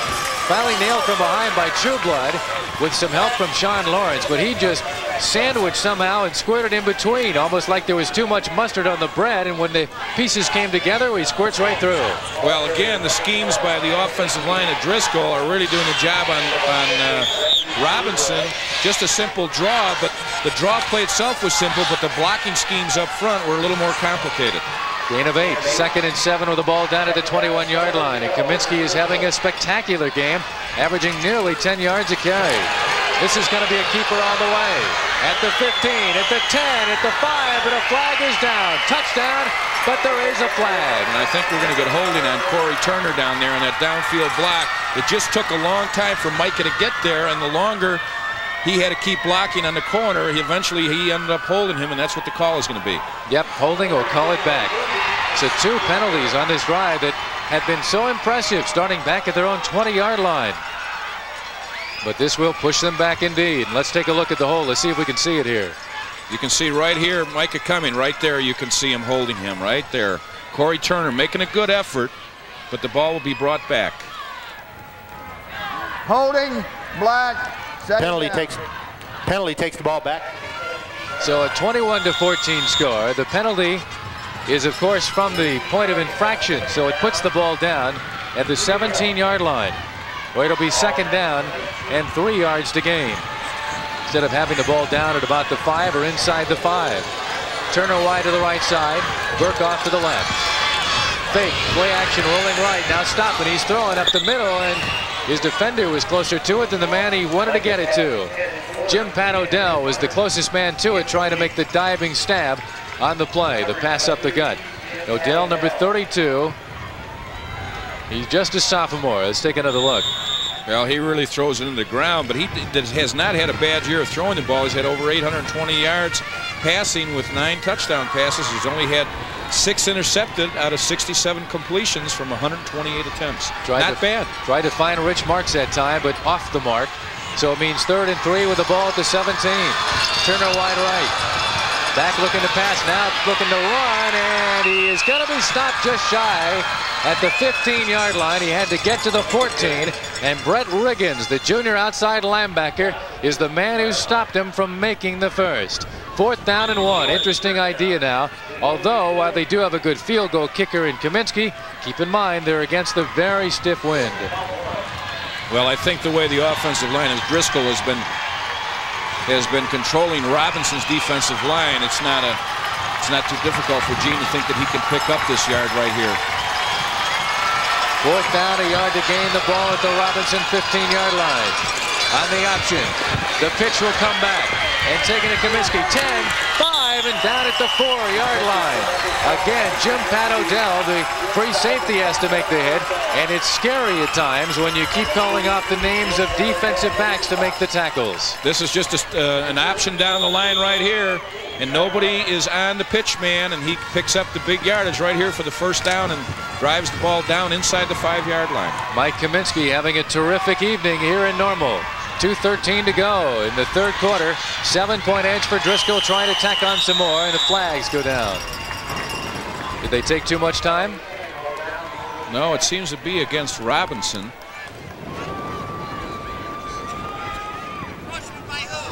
Which will be half the distance. White. Well, offside called against Robinson, although I did not see the snap, unless they're saying there was contact, but usually they'll call that encroachment. Well, really, yeah. In high school, all they have to do is get across the neutral zone. There does not have to be contact, and they'll blow the flag, and that's for safety reasons. And, of course, down there, it's half the distance to the goal. Driscoll about to embark on play number 11 on this series. 1st down and goal. The ball just inside the 2-yard line. BURZAWA and Kamienski in the backfield. Kamienski gets the call, and he's got plenty of room for the touchdown. Mike Kamienski comes up with his 2nd touchdown run of the game. And for 3 consecutive playoff games, he has 2 touchdowns in each. 27-14 Driscoll late in the 3rd quarter. And now the backfield tandem of BURZAWA and Kamienski can each say in a state championship game they rack up 2 touchdowns apiece. And they're not done yet. The way they're rolling, they could have set state records here for 2 backs on the same team. Van Hennessy will snap. The kick is up, and it is good. So Kamienski has now racked up for himself 14 of the 28 points. 1 minute and 42 seconds to go in the 3rd quarter of play.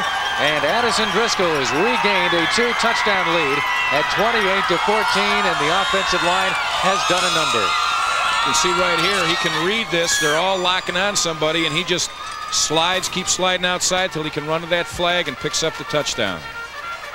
So Mike Kamienski gets the score, and Mike Kamienski gives this Driscoll team a 28-14 edge. You know, the broadcast rights to today's game have been granted to Sports Channel by the Illinois High School Association. Any rebroadcast or reproduction of this game without the written permission of the IHSA and Sports Channel is strictly prohibited. 1:42 to go here in the 3rd quarter of play. And Driscoll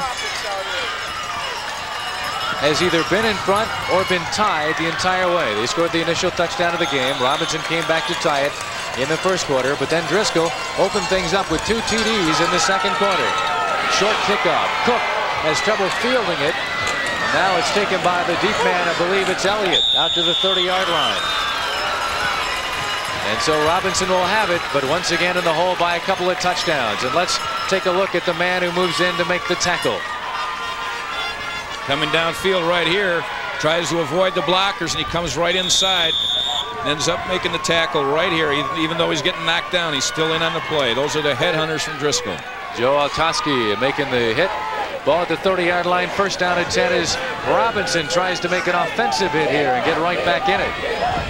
Wideouts either way. They give to Dave Cook up the middle, and oh, is he smashed down immediately. The 32-yard line. Joe Coglanese, the inside linebacker, who was voted the most valuable player by the league coaches in the Suburban Catholic Conference, and he shows why right there. The previous possession, 11 plays, 80 yards, 5 minutes and 16 seconds. So they've been able to hit quickly and been able to take their time as well. 82. 2nd and 8. Murray in motion. On the option, pitch dangerous, but Elliott gets it. But now he gets it immediately at the line of scrimmage. And he gets it from the outside linebacker, Joe Batka. No gain. Well, Driscoll's doing a much better job of containing the option, as Gene Noodle had spoke about. And they're getting the responsibility, and they're getting away from those downfield blockers and able to make the penetration. A couple of substitutions. Jason MIKA checks into the game as you take a look at Louis Hartridge, the quarterback, setting him up again out of the no-huddle offense for this Maroons team. The head coach calling the plays from the press box, trailing 28-14.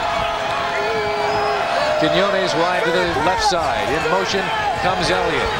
Back to pass, looking up the middle. It's incomplete as the intended receiver Quinones fell down. And then it looked like Kamienski got a piece of it. 8 seconds remaining until the end of the third quarter. 28-14. Driscoll is on top. And now more substitutions as they change for fourth down in the punting situation. Well, they want to make this punt with the win here to take advantage of this win. They wouldn't want to have to have the quarter change and they have to punt into it. Now they'll be shifting into a punt formation. Dave Cook is back to punt. Takes a snap, and it's off. Oh, he loves having that wind behind him. Corey Turner, though, at the 30-yard line. Gets away from one man, but cannot get away from two, and a flag goes down. Jason Murray knocks him down. That's the clip on that play. Time runs out, ending the period, but we do have a flag here on the play. It will be called a clipping on the return, so that'll cost him half the distance to the goal line. Let's see if we can find the clip on the replay. Well, we'll be able to see it real fast here. Joe Muskus, number 89. You can see him coming right in here. See where his helmet is. On the back of the Robinson defender, and that's clearly a clip. So the third quarter has come to a close here in Normal as the officials will signal the call, the clipping call against Driscoll. That'll set them back deep in their own territory as we get set to come back for the fourth quarter. But the Highlanders have a 2-touchdown advantage.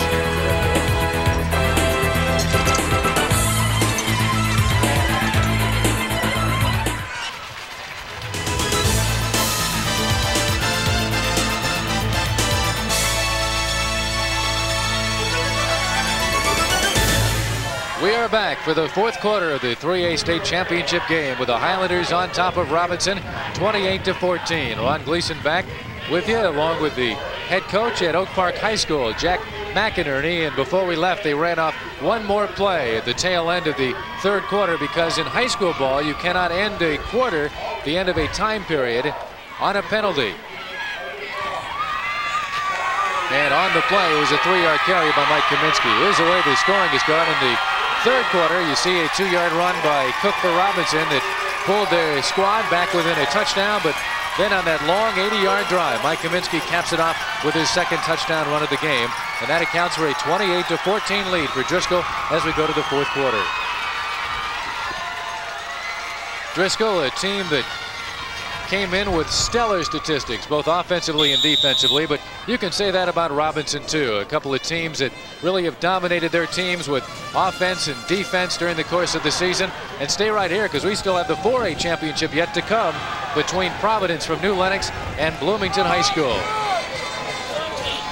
Second down and 4, ball down at the 19-yard line. Driscoll in its own territory, having that 14-point advantage. That's BURZAWA, who's the big star in the opening quarter. Gets out to the 20-yard line. BURZAWA in the first period had a 65-yard run from scrimmage on the third play of the game, and later added a second TD run in the second quarter. Well, their backs have really been superior today, both the running backs for Driscoll, but again, without being too redundant, the offensive line at Driscoll has really done a tremendous job throughout the entire ball game. Well, you failed. You were redundant, but it's very true. 3rd and 3 with the ball down at the 20.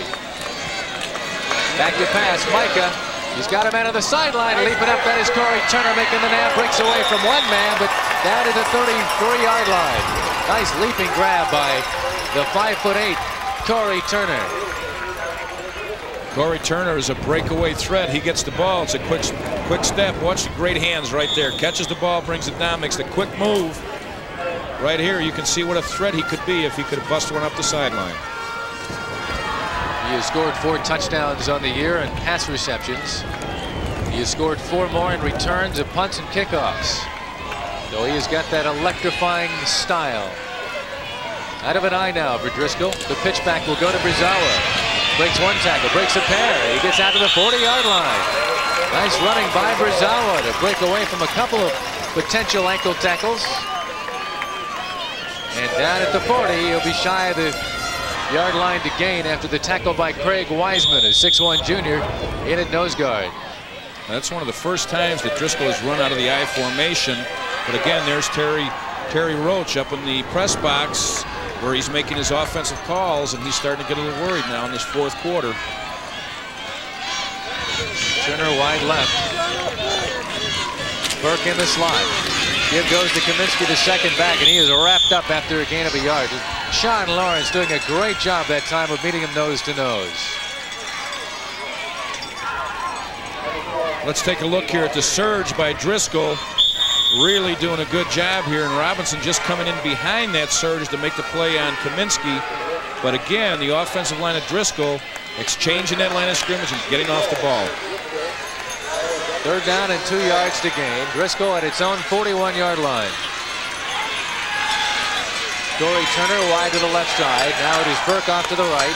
Back to pass after a big pump pass. He's got it to Rich Marks, 35-yard line, 30, and carries a defender down to the 27-yard line. Matt Elliott, the strong safety, finally did nail him down, but he got the tight end on the pop pass up the middle, and Rich Marks successfully takes it for 31 yards on the pass play. 1st down and 10. Now this is the tight end. He just releases inside. They forget all about him, and we get the ball to him. And I believe that this is his father was the former head coach at Driscoll, Rich Marks. He's a big tight end at 6'4", 220. Ball at the Robinson 27-yard line. Is Driscoll threatening to score some more? They piled up 28 already. Kamienski tries to cut right, and he is bottled up immediately behind the line of scrimmage. Curtis Bailey, the 5'9" inside linebacker, the man who made the initial hit. And it's not been often that this Robinson defense has been able to stop anybody behind the line. Again, there's the draw to Kamienski, but this is one time that Robinson was able to stop it, because of last time they ran a draw like that, Kamienski went 64 yards. Second baseman on the Driscoll team that finished 3rd in the state championships last June. Several players on that team, on this team in football, and he'll be a lofting pass to BURZAWA at the 25. Cuts inside his man and gets down to the 16. Beautiful timing pass by John MIKA. Just aired it out just enough. Floated that ball into BURZAWA. Well, what they did is they cleared it out with the split end, runs a seam route, and then BURZAWA comes underneath, and it's like a pick route. You can see right there, Turner was running the seam, and BURZAWA was coming out into the flat, and he laid it up there for a nice catch and a nice throw. There again was Turner, ready to set a block if it was needed. Downfield, he's always active, he and Kevin Burke both. 1st and 10 at the 16 of Robinson. Takes to Kamienski, it goes to BURZAWA to the right side, cuts inside of a good block, breaks away from a tackler at the 5. Touchdown, BURZAWA, his 3rd of the day. Great run by BURZAWA, and again, he's got that guard out in front of him leading the way, and they're just doing an awful good job up front. And the key to it again is the offensive line. Those people getting out in the people and making the big blocks. And that was Joe Cullinese, number 66, again, leading the running play.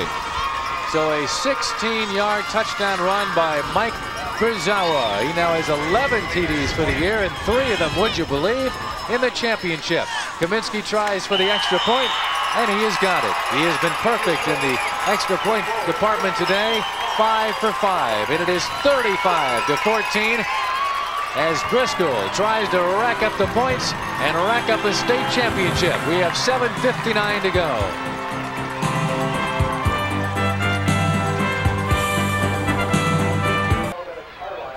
The Highlanders of Driscoll threatening to put this game away and make it a rout. There's a counter play right there. You can see Joe Cullinese, number 66, leading the way. And again, similar to BURZAWA's earlier touchdown, he cuts up inside that seam, just turns it on, and a great Neil Anderson effort into the corner of the end zone. Watch it right here. He knows he doesn't have much room, but he's got to turn up inside that flag. Good effort right there for the touchdown. To give you an idea just how impressive this offensive performance has been for Driscoll. Keep in mind the Robinson defense shut out 2 of their 4 playoff opponents, including in the semifinals, DeCoyne by a 13-0 score. So you're not looking at a shoddy defense by any stretch of the imagination, and certainly stretch the defense is something that Driscoll has been able to do here in this 3A title game tonight. Here's the kickoff by Bill Protas. Got the wind to help. Line drive. Catch at the 5. 20. To the left. Elliott. 25. And he's breaking away at the 30. 35 at the 40. And finally knocked down at the 42-yard line. Sensational return by Matt Elliott, who averages nearly 20 yards a kickoff return for the course of the year. That's a 40-yard return by Matt Elliott. Right now, let's go down to the field and check in with Joe Passion. When Driscoll Catholic goes up by more than 2 touchdowns, their defensive coordinator, Frank Battaglia, says it's funky time. What he does is he reaches into his pocket. Now let me see if I can get these out of here. And he has M&Ms in his pockets. And he throws them up in the air. It's funky time. M&Ms up in the air. They're up by more than 2 touchdowns. That's what they do at Driscoll Catholic. Back over to the field. It's Hartridge time at quarterback on 1st and 10 at his own 42. And he makes the pass to Cini, who makes the grab. And let's see. No, I'm looking at the clock. Well, that is not written down, so it's not too much time. Officials timeout to check it out. No, there's a dead ball penalty here against Driscoll. I wonder if somebody said something. Well, I think that's what it could have been, because it was not too much time in dead ball. Illegal equipment, black. Coachman? No, he said illegal equipment. Mouthpiece was not in. That's what it was. That's it. So he couldn't have said anything. Well, only to say anything if the mouthpiece isn't in. But he didn't, so it doesn't matter. 2nd down, 5 yards to go at the 14. Actually, we're told someone failed to have a chin strap on and tackled down at the 12-yard line for a short gain. Jason MIKA made the defensive play on Jason Murray, the ball carrier. Let's take another look. You see right here the surge, and he gets up inside, and they're pecking away trying to get back in this ball game, but Driscoll is giving them all they can handle. 3rd down and 3, ball down at the 12, down by 3 touchdowns, only 5:20 remaining here in the championship game. Out of the wishbone backfield, a fake to 1, the give goes to Trueblood to the left side, and he busts his way forward all the way down inside the 5 to the 3-yard line. Brandon Trueblood, the 5'8" junior, who's come in here in the 4th quarter on this spread formations primarily, and now part of that wishbone backfield as well. And out of the no huddle, they'll come back to the line of scrimmage on 1st down and goal at the 3. Quick count, 2nd back coming through, and he squirms over for the touchdown, Jason Murray. So Robinson gets the score from 3 yards out with 5 minutes remaining in this game. They pull within 15, and they'll undoubtedly be trying for the 2-point conversion. That was a good drive by Robinson going down the field. And of course, they need this too to try and get back in the ball game. They try for the 2, and they cannot get it. It comes up short. So it's a 15-point advantage for Driscoll from suburban Chicago, and Addison 35-20 is the score, as Gene Nudo has his team in control right now. Some of the fans from Driscoll coming out to enjoy the festivities, and let's take another look at the scoring play by Murray. You can see right here just a good line surge, lead back, and he just powers up, lowers the shoulders, and drives up into the end zone. Nothing fancy, but just strong, powerful, hard-running football.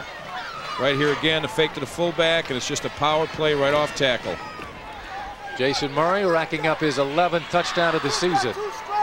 Only 5'6", 135. You know, they have bookends at the halfback positions, and Matt Elliott and Jason Murray, they're both 5'6", both 135, both seniors, and their coach says that they're best of friends, inseparable. And that time, Jason Murray did it alone with that 2-yard carry with some help from friends on the offensive line.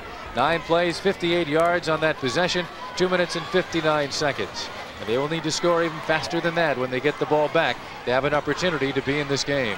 35-20 the score, and Driscoll now with an opportunity to have it back. Might Robinson come back with an onside kick? Well, it's possible. He certainly need to have the ball back, and of course they're going to be into a tough wind, so even if he kicks the ball deep, he's not going to get it very far into this wind. Cook kicks it off.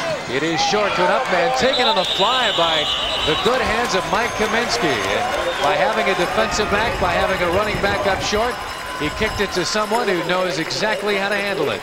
Good hands by Kamienski. Boy, he certainly has done everything today, and I do think he was driving that bus because he's done everything today for Driscoll, from kicking to running and now making a big play on the onside kick. I think when he was driving the bus, he was honking the horn saying, "Get out of the way, I'm coming." And he certainly has come to play tonight. Has not made a wrong turn yet. 4:43 to go, 35-20, and Driscoll with the ball in control. Jason MIKA at quarterback, pitches it back. This is Kamienski again, breaks a tackle midfield, 45, and runs out at the 41-yard line. Runs all the way into the bench. That was a great play by Lawrence to hold him from not going into that bench. Great job of sportsmanship there by Robinson. Let's take another look at Kamienski. Of course, the thing is that Driscoll does not want the clock to stop here. He gets the downfield block, and he ends up running out of bounds because he runs out of room. But you can see right here, a great gesture here by Lawrence, keeping him from going over into those benches. 17-yard pickup. And he has now rushed for 190 yards on 22 carries today. Mike Kamienski, not to mention a couple of touchdowns. He's got it again, and he is downed. This time by the inside backer, Aaron Fitz.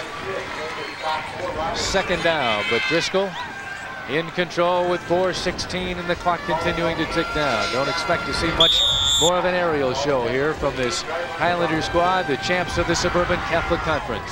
One of the advantages of playing down here in either end zone, they have the play clock, so the quarterback can walk up to the ball and be able to see how much time he needs before he snaps the ball. That's a big, big advantage when you're trying to milk that clock. Burke in the slot left, Turner wide left, the pitch to Kamienski again. He's at the 41 and falls down to the 40 with Sean Lawrence. Knocks him down with an ankle grab, and Lawrence has been in on tacklers all game long. He came in the third leading tackler for this Robinson squad. Second down, check it.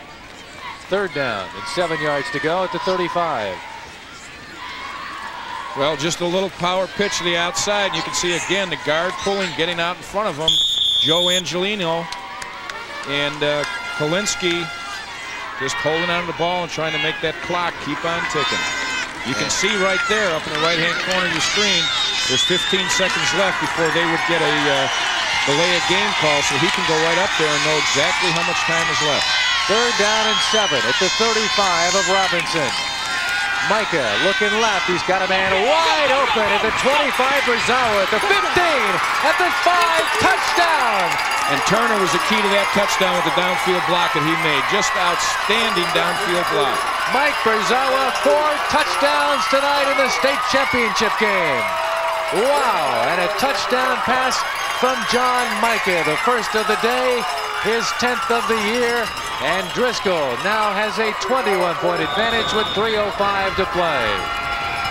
And needless to say, that's probably it right there. Just a good catch, a fine throw by John MIKA, but the key to that was Corey Turner downfield, as we've been mentioning all evening, doing a great job of downfield blocking. 35-yard touchdown pass. Kamienski to go for the extra point. He's been perfect so far. He remains perfect. 6 for 6. And how about 4 for 4 for Mike BURZAWA? 35-yard touchdown reception. 4, count them, 4 touchdowns, 3 of them rushing and 1 receiving. He's just throwing the ball out into the flat right here. The back is just running an out route, just dumps it out in the flat. But the key is watch downfield, upper left-hand corner of your screen. Corey Turner right there making a great downfield block, enabling him to get into the end zone. And he's been doing that all night long. Those are the kind of blocks that go unheralded because it's not in the statistics.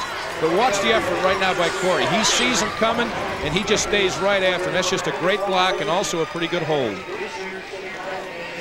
Yeah, but they don't see it. They don't call it. It doesn't matter. That's right. 42-40, Driscoll, 3:05 to play. And the Highlanders, who are playing in the school's first ever championship final in any event, any sport. Looks like they might very well have their first ever state championship coming up. Ball is going to be held on the field. You see Gene Nudo, he's enjoying things now. Almost tried to cover his smile with his hand. He doesn't want to give it away quite too early. Well, I think they're going to probably start arranging to get some of the other players in the ball game at this point. Protas kicks it off inside the 5. Ooh, what a stick inside the 20-yard line.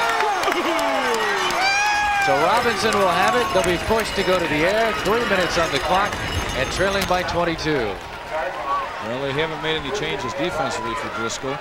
They still got their first group out there. 3 plays, 55 yards, and that touchdown pass. Only a minute and 55 is what they needed to get the score. Right now, Robinson needs to score in about a minute's time. Well, Driscoll's going to their prevent defense more or less. They're having a 3-man rush. They've jumped out of their even front. They're in an odd man front with a man in the center and 2 tackles well outside to contain. See the safeties, MIKA, KAMIENSKI back deep. Pump fake. Now throwing. There's a man there, but he can't hold on. Jason Murray down the sideline as he made a twisting move. Had trouble trying to hold it. Jason Batka was the man there to scare him a bit, perhaps, as well. 2nd down and 10. Louis Hartridge. See the pump fake right here, and he gets the back going up in. They're doing a switch route. He's just unable to hang on to it, kind of taking his eye off the ball. 2nd down and 10 at the 19-yard line. Maroons in their own territory. They'll sprint back for the drop. Get it to the man coming across Murray. And he was pounded down at about the 28, 29-yard line. Joe Petro, the senior outside linebacker, is the man who makes the hit. A hit that was very audible. He stuck him. Just a sprint out pass right here, and the key to this is he does not get out of bounds, so he doesn't stop the clock. Although the clock does stop because they have to do something with the chains here. Let's see. And I think they're also going to measure on that one. See, the chain gang comes in. Gene trying to help out there the officials, which I think is a fine gesture on his part. Trying to help the officials by telling them no, he didn't get it. Robert McDowell, the referee out of Mattoon, handling the game this evening. There you see the quarterback, Louis Hartridge, and the coach with a big smile for Driscoll, Gene Nudo. And Hartridge again, we cannot see his face, but you can bet it doesn't have quite the same showing of teeth we saw from the head coach out of Addison. They failed to gain the 1st down. It's 3rd and 1 with the ball at the 28-yard line. Wishbone backfield. He's coming right Slot at you. formation wide to the left side. 62. Right at you. Come on, 62. Right at you. Stuff him. Watch the ball. Stuff him. Wasting a lot of time here. This is where this type of offense hurts you. True blood in motion. On the option. Hartridge keeps it. And he'll be brought down behind the line of scrimmage at the 25. The duo tacklers led by Joe Angelino, the inside linebacker, knock him down. And it will be 4th down now and about 2 yards to gain. And at this point, they're going to have to try to go for it with a minute 43 to go. All but over now, 42-20. Driscoll about a minute and a half away from its first ever state championship and an unbeaten season at 14-0. Louis Hartridge for a Robinson team that will have lost only 3 times in '91. Sets Murray in motion to the right. Quick pass to Murray, and it's between his fingertips as he tries to leap up and make the grab. And number 88 would have been the closest man there for Driscoll, Brian Gorski. So they'll turn it over on downs with a minute 14 to go, 42-20. And it's interesting how here in the state championship so far, the games have not really been all that close. In 1A, Stockton a winner, 32-6 over Arcola. In 2A, Fulton a winner, 26-8 thanks to a 19-point second quarter, counting Greenfield. In this game, a 42-point offensive explosion for Driscoll. And of course, coming up, we have New Lenox Providence against Bloomington in the 4A championship game immediately following this one. So stay right here. And then tomorrow, you've got 2 solid games among the big schools, 5A and 6A championships here on Sports Channel, all getting under at 12 noon. On 1st down, he will just automatically down it and eat up the clock. We'd like to take a moment to acknowledge some of the folks responsible for today's coverage. The producer-director, Bob Albrecht. The coordinating producer is Greg Bowman, and the executive producer is John Toohey. The executive producer for this Addison team is a man by the name of Gene Nudo. And you can say the coordinating producers have been Kamienski and BURZAWA, because they have been a sensational tandem here tonight. Reserves now in the game at many positions. MIKA remains in at quarterback as he's just going to down it on one knee. 33 seconds away from a state championship, and you see MIKA exhorting the crowd to begin the celebration. MIKA's already begun. And Driscoll Catholic High School is a champion just 15 seconds from now. The celebration with Gene Nudo, the head coach, underway on the field, and there you see it. They were all ready for this coming in. They had it pre-printed. Driscoll, the Highlanders are the state champion. There it is, the final gun. And one happy contingent of Highlanders in black and gold. Gene Nudo getting congratulations and also saying thank you to a fine performance from Robinson, as the two teams will exchange handshakes. But what a performance tonight by the Highlanders. Well, they really did live up to their billing as far as an offensive juggernaut. They did a great job. They had two outstanding backs. John MIKA led the parade in directing the whole attack, but the key was the offensive line of Driscoll really controlled the football and allowed Kamienski and BURZAWA to make all the running.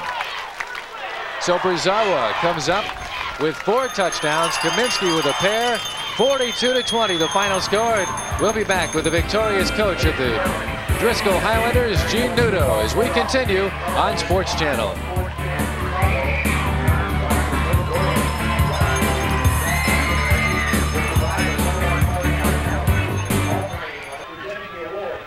We are back here, the 3A state champion, the Addison Driscoll Highlanders, by a 42-20 score. And a tremendous performance by guys named BURZAWA and Kamienski. They're the ones who get the bulk of the credit. And the Robinson side with the dejection of losing in a state championship game.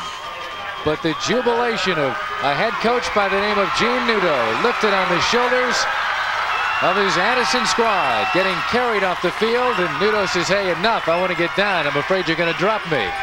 Because they've had a lot of celebrating already, and Nudo will be escorted up to the victory stand. We're also going to be getting him. In fact, Joe Passion is down on the field, and Gene Nudo joins him right now, and we'll be going to them momentarily. We'll allow them to go in the headset. Let's go down to the field and Joe. All right, I'll tell you what, while Peter puts some headsets on, Gino will get a chance here to talk, and not only to talk about this great state championship game here, won by Catholic, but also the fact that these, it seemed like things were getting right there within Robinson's grasp, and every time they did, you guys took them away from them. Our kids have risen to the occasion all season. We've played 9 playoff teams in our 14 wins, so we're used to playing good competition. And it's just been that kind of season for us. Robinson's a heck of a football team, but we've played a lot of good teams all year.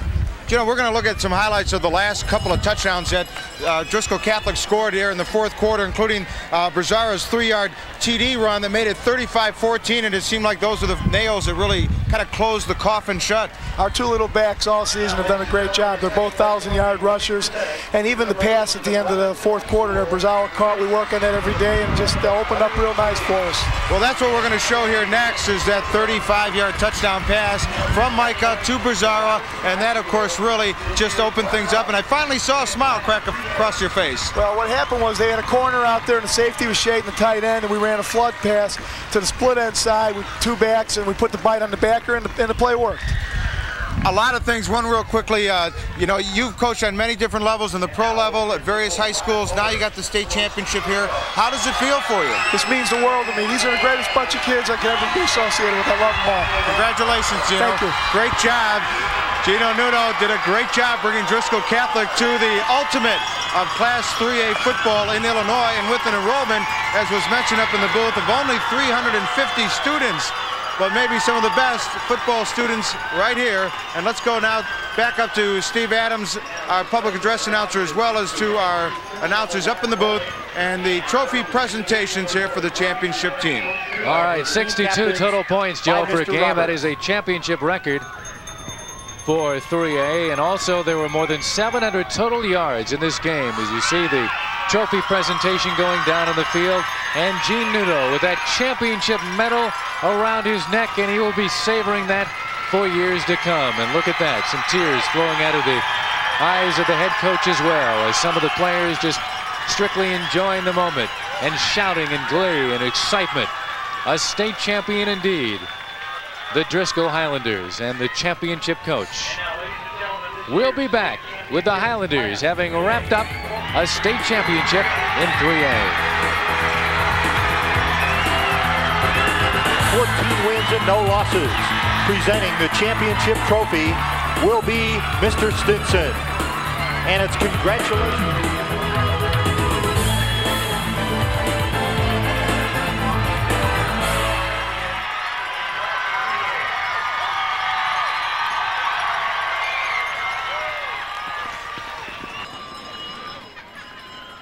This 42-20 victory here in the Class 3A state championship game for Driscoll Catholic really was not only a great celebration for the team. As you remember, Driscoll Catholic came within a game of getting to this championship game here last year, and they really vindicated themselves with a great victory here today over an outstanding Robinson team, that really battled down to the end, and it really wasn't until late in the fourth quarter, as Ron and Jack had mentioned, before things really got put away, leading to the 42-20 final score. Two other interesting notes here about Driscoll Catholic, how they really exemplified a private school, not only from the Chicagoland area, well, we'll let them get the benches in here, from the Chicagoland area that you don't normally see in the 3A final, much less capturing the trophy, as it has been dominated by Central Illinois schools in past years. But also it's a school that had a very small enrollment of only 350 students, which is actually smaller than two of the other schools that played not only in this game but also in a game previous in Class 2A. And it also brings up the factor of the recruiting topic that has become a very hot stove topic among coaches throughout the state of Illinois, particularly with parochial schools in mind. Driscoll defeated all those, including an outstanding Robinson team, for this 22-point 3A victory. In the meantime, let's send it back upstairs to Ron and Jack. Okay, Joe, thank you very much. We are back upstairs, and why don't we take a look at some of the highlights we had during the second half of activity, because there were a ton of highlights indeed, Jack, to look at. There really was, and it was all kinds of records set today. We saw a scoring record and rushing records. Here right now is that pass going deep, and it's a great interception right here. Great position by the defensive back. And then you see again Robinson on the offensive side with a chance to score a touchdown right up the gut. Indeed, they do with Dave Cook. Just a great surge by the offensive line there by Robinson. But most of the offensive performances come from this side, and much of it from this man, Mike Kamienski. He's done a great job all afternoon, and of course he had one of the big rushing totals for the afternoon. But don't leave out Robinson again, having a chance to get back in the game and pull within a couple of touchdowns. That is Jason Murray. But later on, Driscoll takes advantage here, and watch the pass. This is a big play right here in the fourth quarter, but the big play is the blocking downfield by Corey Rogers right there to allow Burzawa to make that big run for the touchdown. That put the nail in the coffin. 35-yard touchdown, in fact, to Mike Burzawa, who has scored a total of 4 touchdowns in this game. And the jubilation showing indeed here in Normal, Gene Nudo and Mike Burzawa. And of course, John Mika, their quarterback. An outstanding performance put on by this Driscoll squad to win a state championship. And you take a look at names like Kamienski and Burzawa and Mika running the show with great offensive support from the line. What a fabulous performance. Well, they really did. And the key was the offensive line of Driscoll. They did a fantastic job through the entire ball game. They have 2 great running backs. They had a fantastic season. Gene Nudo put it all together today. Indeed, they put it together all season long. An undefeated 3A champion, 14-0. It is the Driscoll Highlanders winning the 3A state championship. Now for Jack, I'm Ron Gleason. Let's go back to our Sports Channel studios and Steve Cashel.